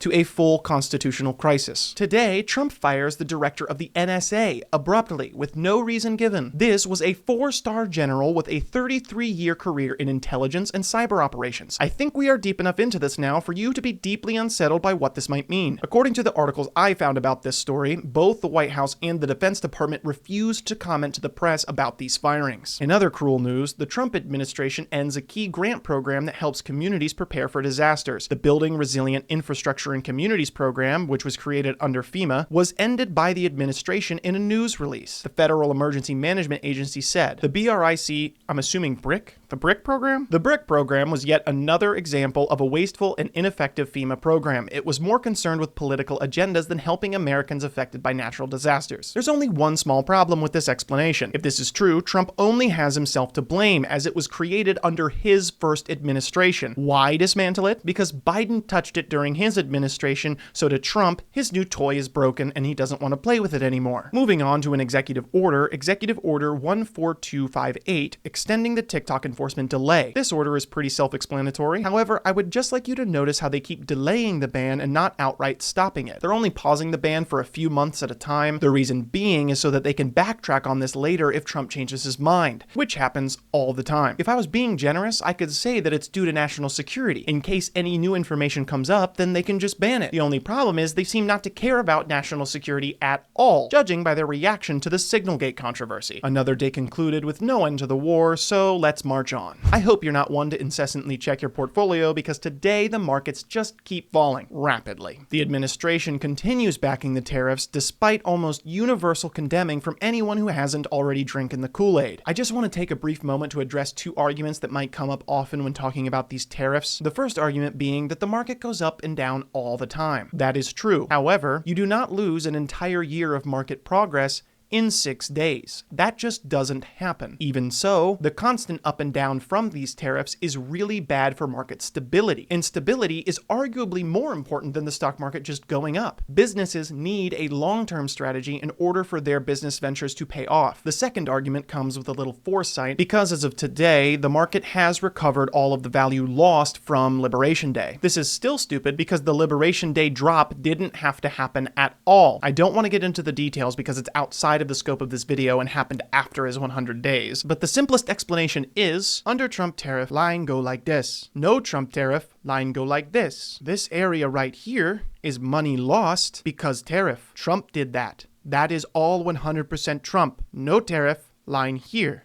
Tariff, line here. He single-handedly made the economy worse. And again, the arguments against this come from the deals he made from doing these tariffs. To address the retorts to this, I would have to pull in information outside of the first 100 days, so all I'll ask is for you to look at economists analyzing the deals Trump made. Look at Bloomberg, or anywhere else, really. But anyways, large protests against the Trump administration finally get the attention they deserve, as turnout for this one is massive. The hands-off protest received lots of coverage from the media, as the estimated turnout was somewhere between 3 to 5 million nationwide. This total rivaled previous record-breaking protests like the Women's March of 2017. I actually went to one of these close to my hometown and made a whole video interviewing people talking about their experience and thoughts on such a large turnout, even in the rural towns of Ohio. Couldn't find much for today, so without news on Ukraine, it's time to move on. Our last day on this week begins with some trouble in paradise. There appears to be some mounting disagreements with the administration and Elon Musk as he breaks formation with the rest of Trump's admin over the tariffs. Trump continues to double down, however, stating that he's not backing down on the tariffs despite literally everyone begging him to put an end to the market tumble. Trump's economic advisor claims that 50 countries have reached out to negotiate on the tariffs, but we get no confirmation as to who those 50 countries actually are. And to present day, there has only been 2 major tariff deals, one with the UK, which ended up being worse for America than we started, and then China, which also ended up being worse. These deals are terrible. As the Trump administration continues to struggle in the case for Abrego Garcia's return to the United States, they placed the attorney who admitted it was an administrative error on leave. It would seem they're extremely pissed that someone in their ilk actually admitted a mistake. Apparently, he did not get the memo that the Emperor God King himself can never be wrong and can never make mistakes. As we end another relatively uneventful day, we head into week 12 with no end to the war in Ukraine. Bing, bing, bong, bong, bing, bing, bing.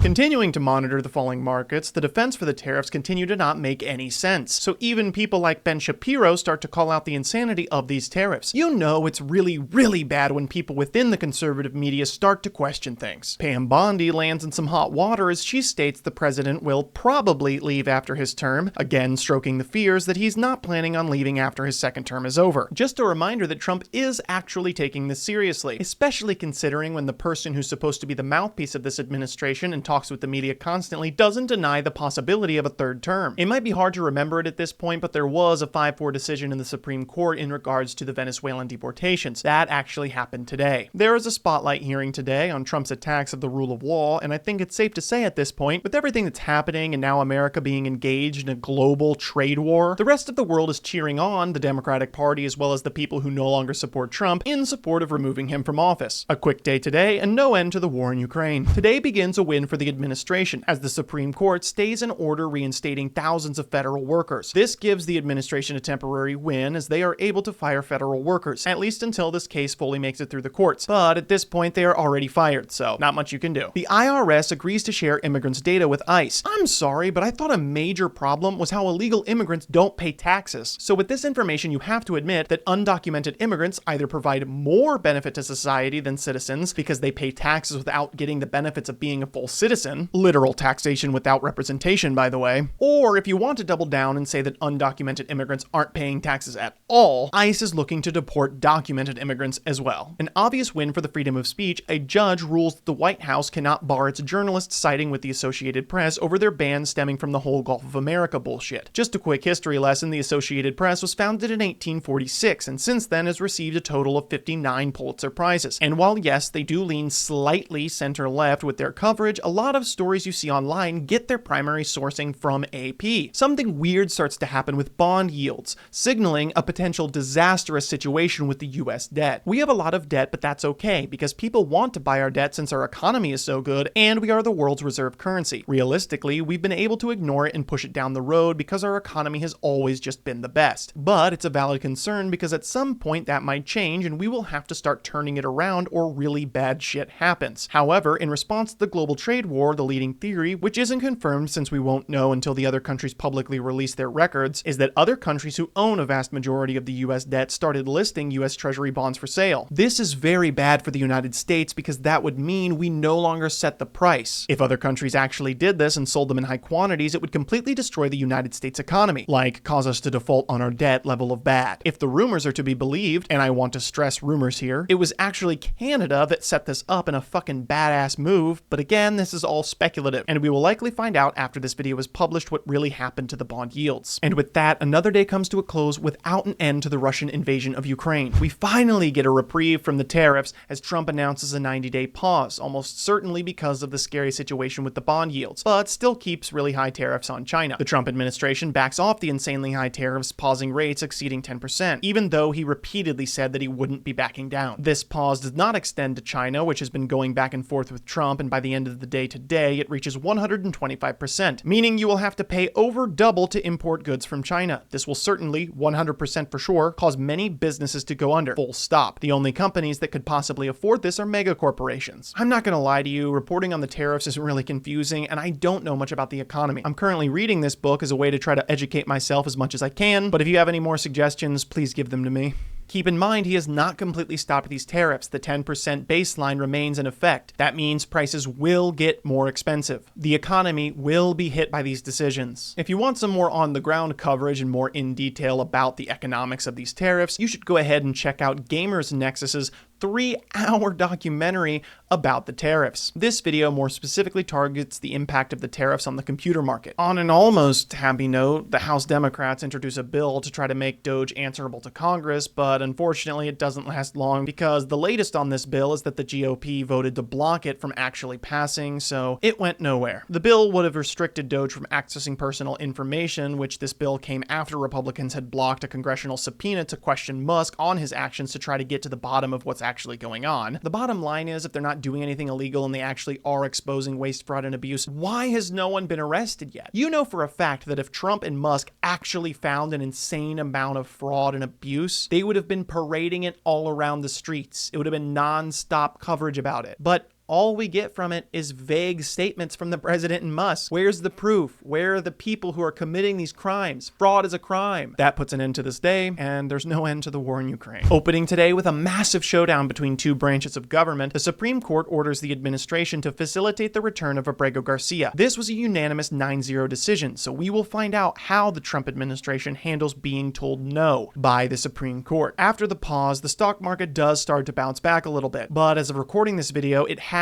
returned to the level before the tariffs were announced, but the market is still down from when Donald Trump took office, and I have a strong feeling the markets will continue to be unstable. Another bill Congress is working on, the SAVE Act, surprisingly passes the House. This may sound like a good idea, but when they first proposed this bill, they wanted to make it so that your name had to match your birth certificate, which would have meant that married women would not have been able to vote. Another notable part of this bill would be requiring people to go to a government office to register to vote, making it much harder to get registered, and likely completely destroying the ability for third-party voter registration sites from existing. We all agree only citizens should be able to vote, but this bill only makes it harder for citizens to vote without adding any needed extra security. If you think millions of illegals are voting in elections, I again point you to my sources document. The Justice Department officially states Mahmoud Khalil committed no crime. A memo by Secretary of State Marco Rubio noted that while the Columbia University activists' activities were otherwise lawful, the administration can expel non-citizens for personal beliefs that damage the nation's foreign policy interests. Do I even need to say that's something we shouldn't support? This marks an end to another day, but no end to the war in Ukraine. Today marks a sad day for the First Amendment, as an immigration judge rules that Khalil can be deported in spite of severe lack of evidence. In all the reporting I could find on this story, as well as within the court case itself, there doesn't seem to be any evidence of him actually saying anything dangerous or violent. He is simply a pro-Palestinian protester. He has not been charged with any crimes, nor involved in any violent behavior. behavior. Moving to the border, and before you ask, no, nothing has been done to solve the asylum process, the military is given jurisdiction over federal land at the U.S.-Mexican border. The transfer of that border zone to military control and making it part of an army installation is an attempt by the Trump administration to get around a federal law that prohibits U.S. troops from being used in domestic law enforcement on American soil. In some more news, NASA and NOAA's research office is being targeted by the administration as part of their campaign to end climate research. Like, okay, I get it, you don't believe in climate change, but like, why are we ending climate research? That shit's still important even if climate change isn't real. Surely we still should study the climate, no? We end today without news of peace for Ukraine. You know, stories like this really shouldn't shock me anymore, but the comical level of sheer cruelty never ceases to amaze me. Unaccompanied migrant children's legal help is at risk over cuts to a legal defense fund. The $367 million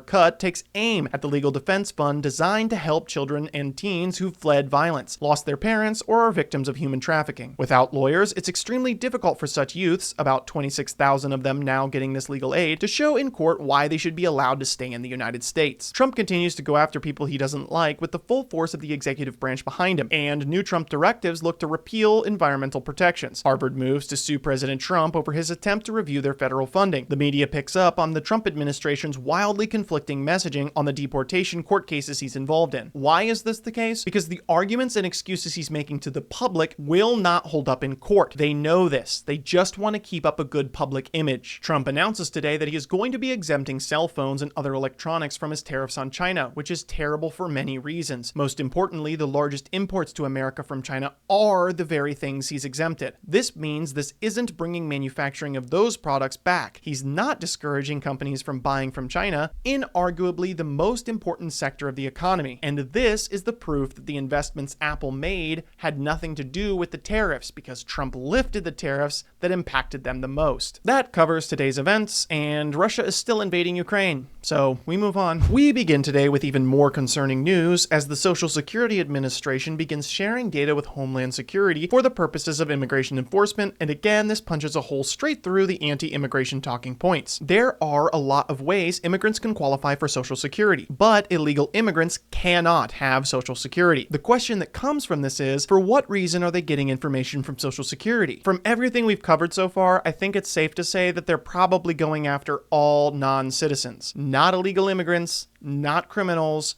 but anybody who's a legal permanent resident or a green card holder, basically anyone who isn't born here. But even that's under question because they're trying to overturn birthright citizenship, so who the fuck knows anymore? We get news today that Trump has successfully extorted $600 million worth of pro bono legal services from law firms using the full power of the executive branch to pressure them to cave. Also, the administration continues to double down on not returning Kilmar Abrego Garcia to the United States, even though they had admitted in the court filings that it was wrong and a mistake. Today finishes up with still no end to the war in sight. I love the poorly educated. Today's big story is, to me, when we officially cross the line into he is not stopping until he's removed from office. And the main driving force behind me putting my whole heart and soul into this video. Trump invited El Salvadorian President Bukele to the White House, where the press obviously questioned them about Abrego Garcia's case, in light of the 9-0 decision to facilitate his return. They repeatedly mocked the question, and openly stated that the decision was in fact 9-0 in favor of the administration. They have proven they have no problem ignoring court orders in the lower courts, and they have no problem ignoring the Constitution, but now, when they have reached the point where they're supposed to be reeled back in, the Supreme Court decidedly telling them no. They simply invent a interpretation of the decision that supports them. Let me remind you of the presidential oath you swear when you become the president. I do solemnly swear that I will faithfully execute the office of the President of the United States, and will, to the best of my ability, preserve, protect, and defend the Constitution of the United States. Trump doesn't want to follow the Constitution, and he refuses to listen to the checks within it that are supposed to hold him accountable for his actions. So we the people must do so. He needs to be removed from office, and so do all of the people pushing for this. All of his loyalists he's appointed need to leave. As if this wasn't bad enough, to add even more fuel to the fire, in the same meeting Trump confirms that he is not above sending American citizens to this prison if they are extremely violent. Just a follow-up question, a clarification. You mentioned that you're open to deporting individuals that aren't foreign aliens but are criminals to El Salvador. Does that include potentially U.S. citizens, fully naturalized Americans? if they're criminals and if they hit people with baseball bats over their head that happen to be 90 years old. And yeah, that includes them. What, do you think there's a special category of person? They're as bad as anybody that comes in. We have bad ones too. And I'm all for it. If I remember correctly, saying that it would just be the violent ones is exactly how the talk about immigrants started. And look where that got us. I don't know how much clearer it can be. We are so beyond the pale now, we have to act. He cannot be allowed to finish this term. The White House bars an AP reporter from attending an event, which is also in direct violation of the court order, not that it matters anymore, but they grant them access the next day, probably to avoid even more legal battles. The House Energy and Commerce Committee becomes the target of an $880 million budget cut, which would inevitably include cuts to Medicaid. This was quite the hot topic as the right tried to claim that Medicaid was not included in these cuts, which is technically true. It just so happens that it cuts so much money from the department in charge of Medicaid that even if it were to cut every other program other than Medicaid, they would still need to cut some from the Medicaid budget. A judge temporarily blocks the move to end a Biden-era migration program. U.S. District Judge Indira Talwani in Boston, Massachusetts, issued a stay of the order, saying the early termination, without any case-by-case justification, of legal status for non-citizens who have complied with DHS programs and entered the country lawfully undermines the rule of law. How many times are we going to let him violate the rule of law without holding him accountable? A very sad day today, and honestly, I'm still recovering from this one. But without an end to the war in Ukraine, we move on. The administration finds itself in yet another lawsuit, this time over the U.S. Department of Education's efforts to stop diversity, equity, and inclusion incentives in K-12 public schools. The problem comes from them attempting to completely reinterpret civil rights laws. A monumental embarrassment for the administration comes in the form of the Secretary of Education giving a speech about the future of education in America. People were quite confused when she kept referencing A1 learning, only to find out that what she actually meant was AI. How does the head of the Department of Education have no fucking clue what the most revolutionary technology of our generation is? And then have the audacity to give a speech as if she has any idea what words are fumbling out of her mouth. Trump signs 5 more executive orders today, none of which are particularly problematic, but I do want to highlight a few that just made me laugh from the name alone. Executive Order 14274, restoring common sense to federal office space management, and Executive Order 14275, restoring common sense to federal procurement. Their obsession with common sense is so funny to me, especially in contrast with the Department of Education giving a speech about A1. Oh yeah, did common sense tell you it was A1 and not AI? Really good job that one did. Not much else to go over today, and there's no end to the war in Ukraine. The California governor, Gavin Newsom, announces that California plans to sue the Trump administration to block the tariffs. It argues that Trump's use of the International Economic Emergency Powers Act to impose these levies without congressional approval is unlawful, which is 100% true and black-pilled and based. Let's go. Judge Boasberg, still fighting for the wrongfully deported Venezuelans, finds probable cause to hold the administration in criminal contempt of court. That means they knowingly and willfully defied the court order. They knew what they were doing, they knew it was wrong, and they did it anyway. The IRS is pressured by the Trump administration to rescind Harvard's tax exemption status over them defying the administration's unlawful executive actions. And in even more horrible news, the administration goes after the New York Attorney General who had won a civil fraud trial against the president. The National Institute of Health's top nutritionist retires, accusing RFK Jr. of an agency run with heavy censorship. This brings us to the end of yet another day, and another day without a meaningful end to the war in Ukraine. Starting off with an update on the Supreme Court, they announced that they will begin to hear arguments over Trump's bid to end birthright citizenship. I think I'm most excited about hearing the court's decision on this case. I definitely want to read it as soon as I upload this video. California again sues the Trump administration, but this time it's to stop cuts to the AmeriCorps. The day before, most of its staff was put on administrative leave. This was yet another DOGE action, and just to remind you, we wouldn't even be having all of these conversations about court cases had Trump just passed this shit through Congress. It's so easy, they have both houses of Congress. Unless you're telling me they can't even convince other Republicans of their ideas, maybe there's a reason for that. Today is the day RFK Jr. actually gives his speech about autism that I had mentioned earlier. 10 years ago, if SNL made a skit about Donald Trump choosing someone like this to be his Health and Human Services Secretary, they would have said the left was overreacting and called it ridiculous. Let me give you some of the best moments from this speech. He repeatedly refers to autism as an epidemic, despite the fact that most experts agree it's most likely caused by better tools for diagnosing, raising awareness, and discovering more mild cases. Autism destroys families. I can't even do it. Autism destroys families, and more importantly, it destroys our greatest resource, which is our children. These are children who should not be suffering like this. These are kids who will never pay taxes. They'll never hold a job. They'll never play baseball. They'll never write a poem. They'll never go on a date. Many of them will never use the toilet unassisted. I don't completely blame him though, because spectrums are something that the right side of politics has a terrible time understanding. That wraps up today, and we get to move on without hearing information about Ukraine. Starting off with more changes to the federal workforce, Trump revamped Schedule F, which is a job classification for appointments in the accepted service of the United States Federal Civil Service for permanent policy-related positions,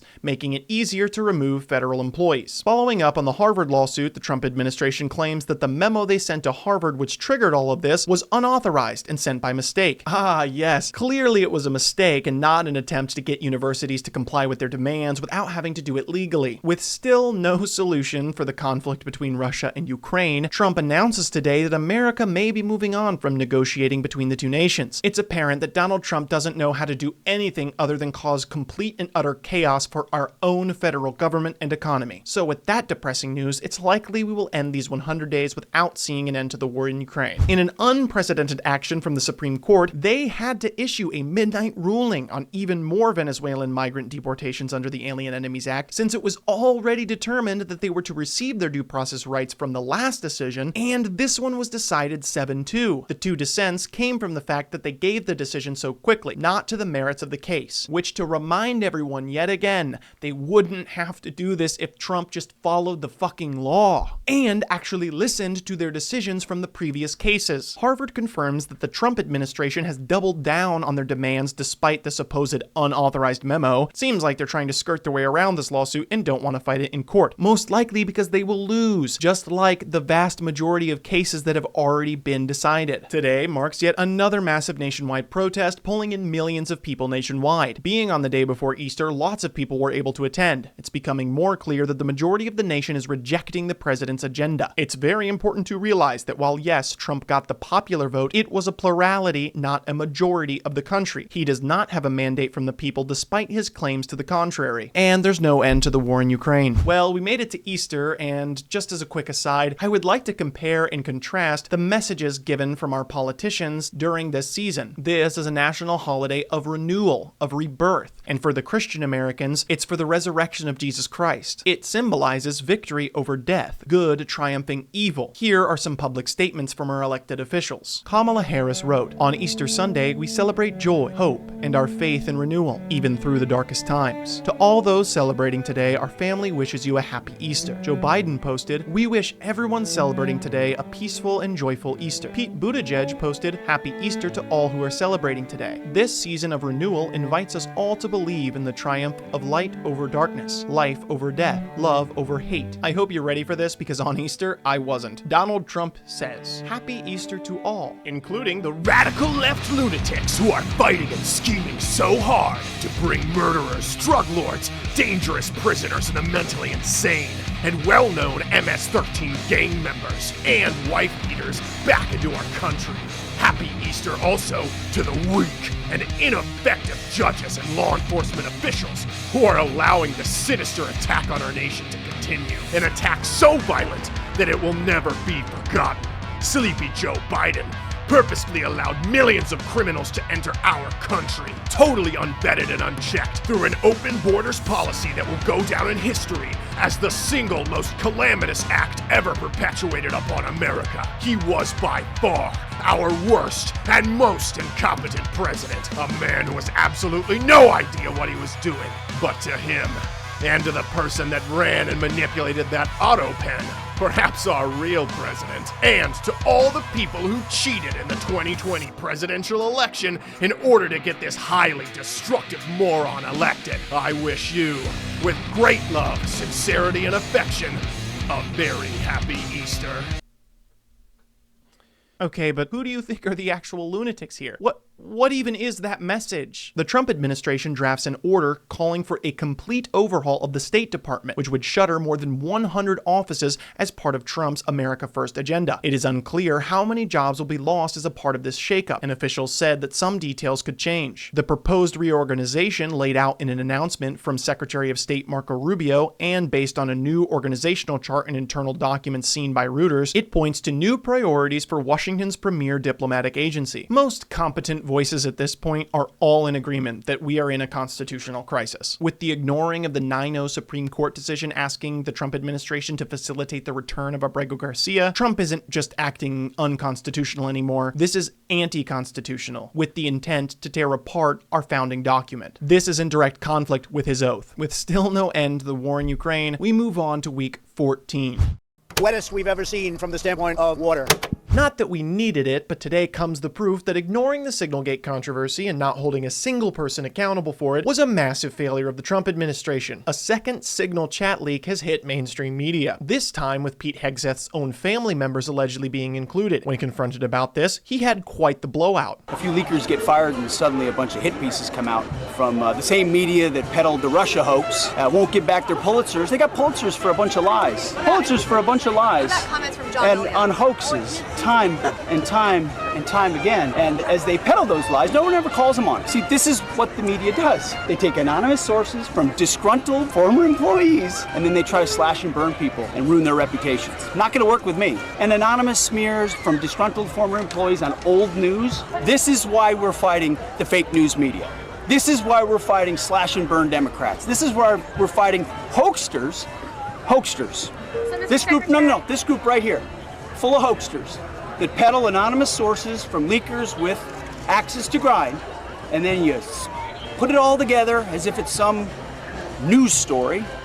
And when we know exactly what it is. Don't know about you, but that screams extremely guilty. Harvard releases a banger of a statement with the announcement that they're going to file a lawsuit against the Trump administration over the withholding of their federal funding. Here's an excerpt from that statement. Today, we stand for the values that have made American higher education a beacon for the world. We stand for the truth that colleges and universities across the country can embrace and honor their legal obligations and best fulfill their essential role in society without improper government intrusion. That is how we achieve academic excellence, safeguard open inquiry and freedom of speech, and conduct pioneering research, and how we advance the boundless exploration that propels our nation and its people into a better future. I wish I was smart enough to get into an Ivy League school. Catching up on some other news, thousands of probationary workers have their complaints rejected by the administration. A federal judge blocks the Environmental Protection Agency from canceling upwards of $14 billion worth of climate grants approved by the Biden administration, which is yet another setback of their attempt to try to freeze all federal funding across the entire government, which again would not be happening had they just done this through Congress, marking another day complete without an end to the war in Ukraine. In some genuinely glorious news for the country, Elon Musk announces today that he will be stepping back from Doge, most likely because while he was working on this little side project, his net worth was effectively cut in half due to Tesla stocks absolutely crashing. Following this announcement, the stocks have only recovered half of the value lost since its peak in December of 2024. Recently, at least I personally, have not seen anything about Elon Musk for the last few weeks, which is probably why Tesla stocks have been soaring lately, even though the company itself is overvalued as fuck. A Harvard professor gives America a grim assessment of the danger our democracy faces under a Trump presidency. He even goes as far to say, we no longer are living in a democratic regime. If you think that's too dramatic, let's do a quick recap. Donald Trump has attempted to overrule Congress's Article 1 power of the purse, has greatly expanded executive power well beyond what Article 2 allows, ignored the court's responsibilities outlined in Article 3, as well as ignored the precedent established in Marbury versus Madison, violated the First Amendment via repeatedly attacking the press and universities, violated the Fourth and Fifth Amendments through his deportation campaign, violated the Sixth Amendment via his attacks against law firms, tried to overrule the 14th Amendment by executive order alone, challenged the 22nd Amendment by claiming he's going to run for a third term, and finally has repeatedly told the public that the judicial branch doing its job trying to enforce our Constitution are the ones actually doing something wrong.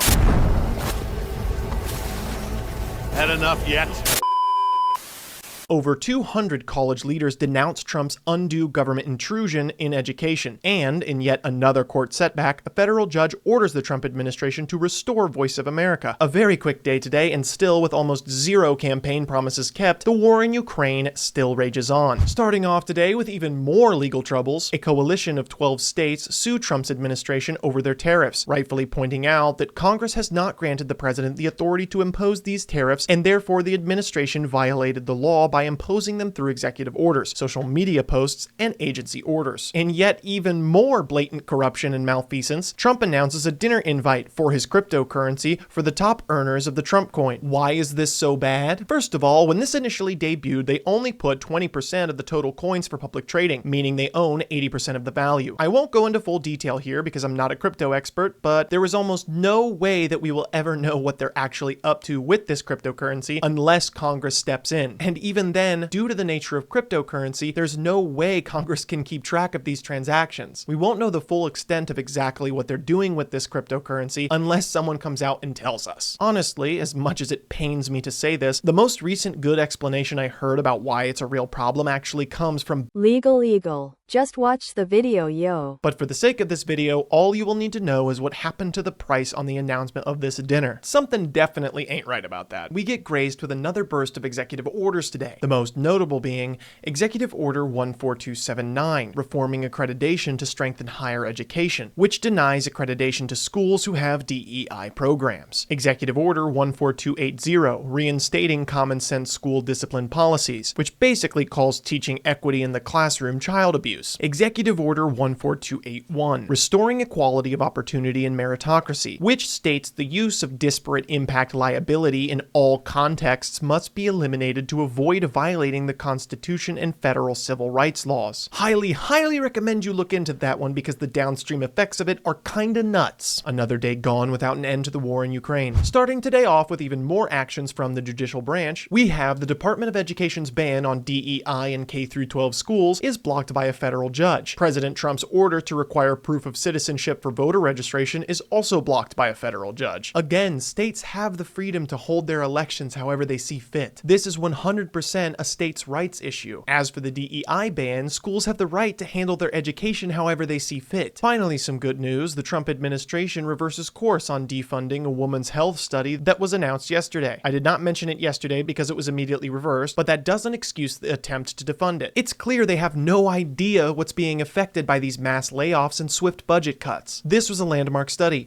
and was very important research to further advance our understanding of aging women's health. Not much else to cover today as the war in Ukraine does not come to an end. Today is the first day I actually started writing this script, and silly old me thought I could have it uploaded by the end of the first 100 days. Obviously, it took way longer than I thought. Things reach a new level of absolutely terrifying as Kash Patel makes a tweet stating that the Trump administration has arrested a judge, Hannah Dugan, for doing her job. This quickly became national news as the administration tried to spin the story as though she was obstructing justice when in fact she was upholding it. ICE officers attempted to arrest Flores Ruiz while he was in court. The judge then asked for a judicial warrant. The agents provided an administrative warrant. The difference is important here as administrative warrants issued by a federal agency enables an officer to make an arrest or seizure, but it does not authorize the search of a building or premise. Administrative warrants do not require probable cause. Trump takes executive action targeting Act Blue, the main Democratic fundraising platform. This is what targeting your political opponents actually looks like. Democrats have never and will never do this type of shit. Trump specifically calls out Act Blue as an online fundraising platform being used to improperly influence American elections. This is an absolute lie. There is no evidence to suggest that to be the case. In another insane move, a Department of Justice memo states that ICE can now enter your home without a warrant. Obviously, this is just a memo and not law, so a warrant is still 100% still legally required, but this gives the go-ahead for agents to do this shit and have the backing of the Department of Justice. This is another blatant violation of the Constitution. Things seem to be picking up very quickly and only getting worse. Another day gone without an end to the war in Ukraine. Tulsi Gabbard enters the spotlight again as she attempts to shift the blame of the Signalgate controversy onto Biden. What? Like we discussed, Signal is an approved application for the government, but there are laws on how to handle classified information, which do not include Signal to communicate this type of information. OPSEC, or Operational Security, has protocols to set up SCIFs, which are secure environments to have these conversations, so that this information doesn't get leaked. There's a reason why we have these laws, and our elected officials are supposed to follow them. It's for national security. Donald Trump's newest ratings drop, and he now has the lowest 100-day approval rating in 80 years, 41%. Trump responds by claiming the poll numbers are fake and rigged. A story breaks saying that prior to the sharp U-turn on the messaging around Abrego Garcia, going from yes, we've made an administrative error to no, he's not coming back and this is why it's actually a good thing, the administration did plan on trying to get him back because they were fearful of his safety and knew they had fucked up big time. Another deportation horror story as it comes out that a 2-year-old U.S. citizen has been deported without due process. Again, the administration is trying to spin this story by saying we aren't going to break up a family, we sent them with their mother, except their father had been trying to contact ICE to have them stay in the United States, and they simply stiffed him and deported the children without going through the correct process for determining where the children would be going. The last few days of writing this script is what put me so far behind, because of just how many stories kept coming out and news articles I was trying to keep track of. However, this brings us to the end of another day, and without news of an end to the war in Ukraine, we move on. Trump begins targeting Wikipedia for being propaganda, which is just yikes. Tariff impacts are now inevitable as we reach a point of no return. Bloomberg reports that shipping has plummeted as much as 60%. Giant retailers such as Walmart and Target have told Trump in a meeting last week that shoppers are likely to see shortages on shelves and higher prices. In a statement from the days a little after the first 100, Trump mocks this by saying, maybe the kids will have $2 instead of 30. Yikes. Sounding like a conspiracy from the far right, an article drops detailing a large group chat of people in the tech world and the right-wing political space shaping the discourse since COVID. I didn't have time to fully dig into this, so I suggest you check it out and make your own judgments. Trump complains of leftists infiltrating town halls, making an absolutely unhinged statement online, sparking a lot of debate over whether people will actually see what kind of president we have. I really hope no one is able to watch through this entire video and still come away thinking Trump doesn't need to be impeached. Another day down with still no end to the war, and there's only 2 days left to wrap up this conflict, so I hope Trump can come up with something. He says, you're not going to be a dictator, are you? No, other than day one. Caroline Leavitt is pressed about the arrest of Hannah Duggan during a press conference. When asked about the potential of arresting Supreme Court justices, her response was hardly reassuring. Rather than answering directly, she stated, "That's a hypothetical question. Again, I defer you to the Department of Justice for individuals they are looking at or individual cases. But let's be clear about what this judge did. She obstructed federal law enforcement who are looking for an illegal alien in her courthouse. She showed that illegal alien the door to evade law enforcement officials. That is a clear-cut case of obstruction." 2 extremely dangerous executive orders were signed today. Executive Order 14287, protecting American communities from criminal aliens. This order contains some of the most aggressive language yet, which includes phrases such as, "Some state and local officials nevertheless continue to use their authority to violate, obstruct, and defy the enforcement of federal immigration laws. This is a lawless insurrection against the supremacy of federal law. Such nullification efforts often violate federal criminal laws, including conspiracy against the United States." I feel like these statements speak for themselves. Again, the judicial branch is there to check the federal government. This isn't the judicial branch running rogue, it's doing its job. It's trying to keep the executive branch in line when it's violating the law and ignoring the Constitution. The entire purpose of the Supreme Court is to determine the constitutionality of laws and actions. This language should be terrifying. Executive Order 14288, strengthening and unleashing America's law enforcement to pursue criminals and protect innocent citizens. I have very few words about this. If this doesn't scare you, I don't know what would. This isn't America. We don't militarize our police. Imagine what this would look like if Democrats did this to try to enforce COVID mandates. This is the kind of thing the right was pretending the left was doing during COVID. Now that Trump is actually doing it, they're cheering it on. Donald Trump, responding to the continuing reports that his approval rating is sinking quickly, says that he wants to investigate the polling data.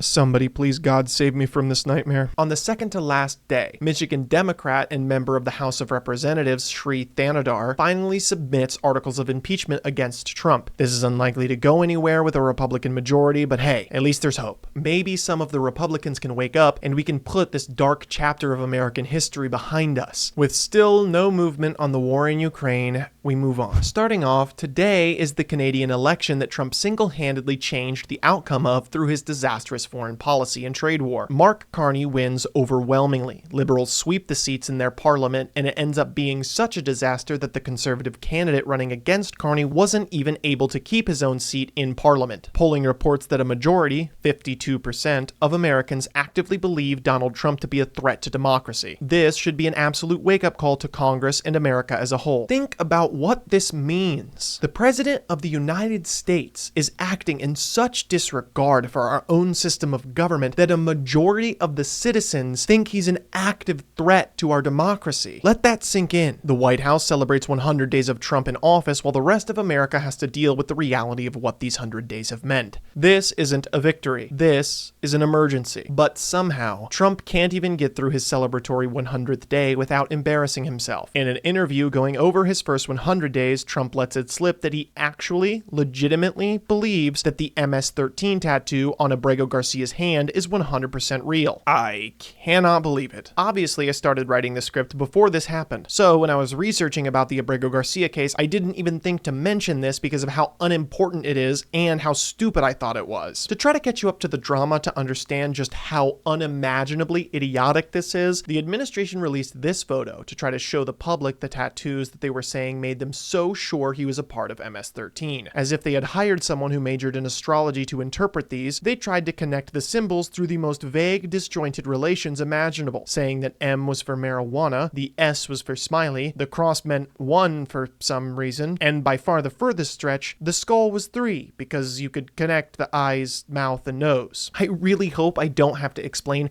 why that explanation is so stupid. There was some drama and debate online as to whether or not the administration actually thought that the letters MS-13 were tattooed onto his hand. Even I thought the people on the left who were genuinely suggesting that the administration thought that the MS-13 was actually tattooed on his hand were being ridiculous. There's a confusing miscommunication between Amazon and the White House as a reporter asks Caroline Levitt about supposed tariff prices being shown on Amazon orders. She snaps back, "This is a hostile and political act by Amazon, so apparently informing your consumers about the unavoidable price increases from tariffs is a hostile act to this administration." Amazing. During the entire first 100 days, Congress has only passed 2 bills and 1 continuing resolution. One of those bills was passed today, on the 100th day. The continuing resolution that was passed only funds the government through September, so by the end of the year, they're going to have to come back to it to try to pass an actual budget bill. The Laken-Riley Act aimed at immigration didn't actually solve the asylum process and only added more loopholes to get around due process. And the bill they passed today was an anti-AI porn bill sponsored by Melania Trump. The Laken-Riley Act was first proposed before Donald Trump even got into office, meaning at this rate, the First Lady is actually better at getting legislation through Congress than the President of the United States. Trump has done every single impactful action through executive order, 144 to be exact, the most in 100 days of any president in US history. That averages almost 1.5 executive orders per day. What this means is that even if you are 100% satisfied with everything Donald Trump has done during this first 100 days, everything will get undone when the next president gets into office and just signs away all of his executive orders. Which begs the question, do you really think Donald Trump is worried about losing the next election? It makes you think. And that's everything. As I'm recording this last clip, May 18th of 2025, there is still no assured end to the war in Ukraine. The Israel-Palestine conflict is still going on. If anything, there is more conflict happening around the world, and I wouldn't be surprised if China invades Taiwan by the end of Trump's presidency. And just like that, we have made it through 100 days of Donald Trump. I said at the beginning of this video that it was not an I told you so, and I mean that. Now is a chance for America to heal. I know things look scary, and I know things are uncertain, but let me try to offer you a vision of pride that all Americans can share, something that we really can rally behind and inspire us to feel united once more. People who are upset and off-put by the idea of Pride Months often ask the question, why don't we have a white Pride Month? Instead of me trying to woke scold you and explain why that's a bad question, let me instead try to offer you an alternative source of pride. We are being offered an opportunity to add our names to the long list of Americans who stood up against tyranny, who fought back against fascism, authoritarianism, and men whose oath was only to themselves. America should be the nation where just by setting foot on our soil, you become protected by the strongest legal system in the world. We truly are a nation of laws. Being American isn't something you are granted by heritage. It's a declaration, an oath you take to the Constitution, to liberty, to justice, and to the ideals that our founding fathers revolted against their time's global superpower to protect. It seems to have been reserved to the people of this country, by their conduct and example, to decide the important question, whether societies of men are really capable or not of establishing good government from reflection and choice, or whether they are forever destined to depend for their political constitutions on accident and force. This was the question facing the framers of our Constitution, and every day we have the opportunity to give our answer. It is a living question. We answer it with every election, every court decision, every trial, every law passed by Congress, and every citizen we stand next to when protesting against the President of the United States. I know my answer. Do you?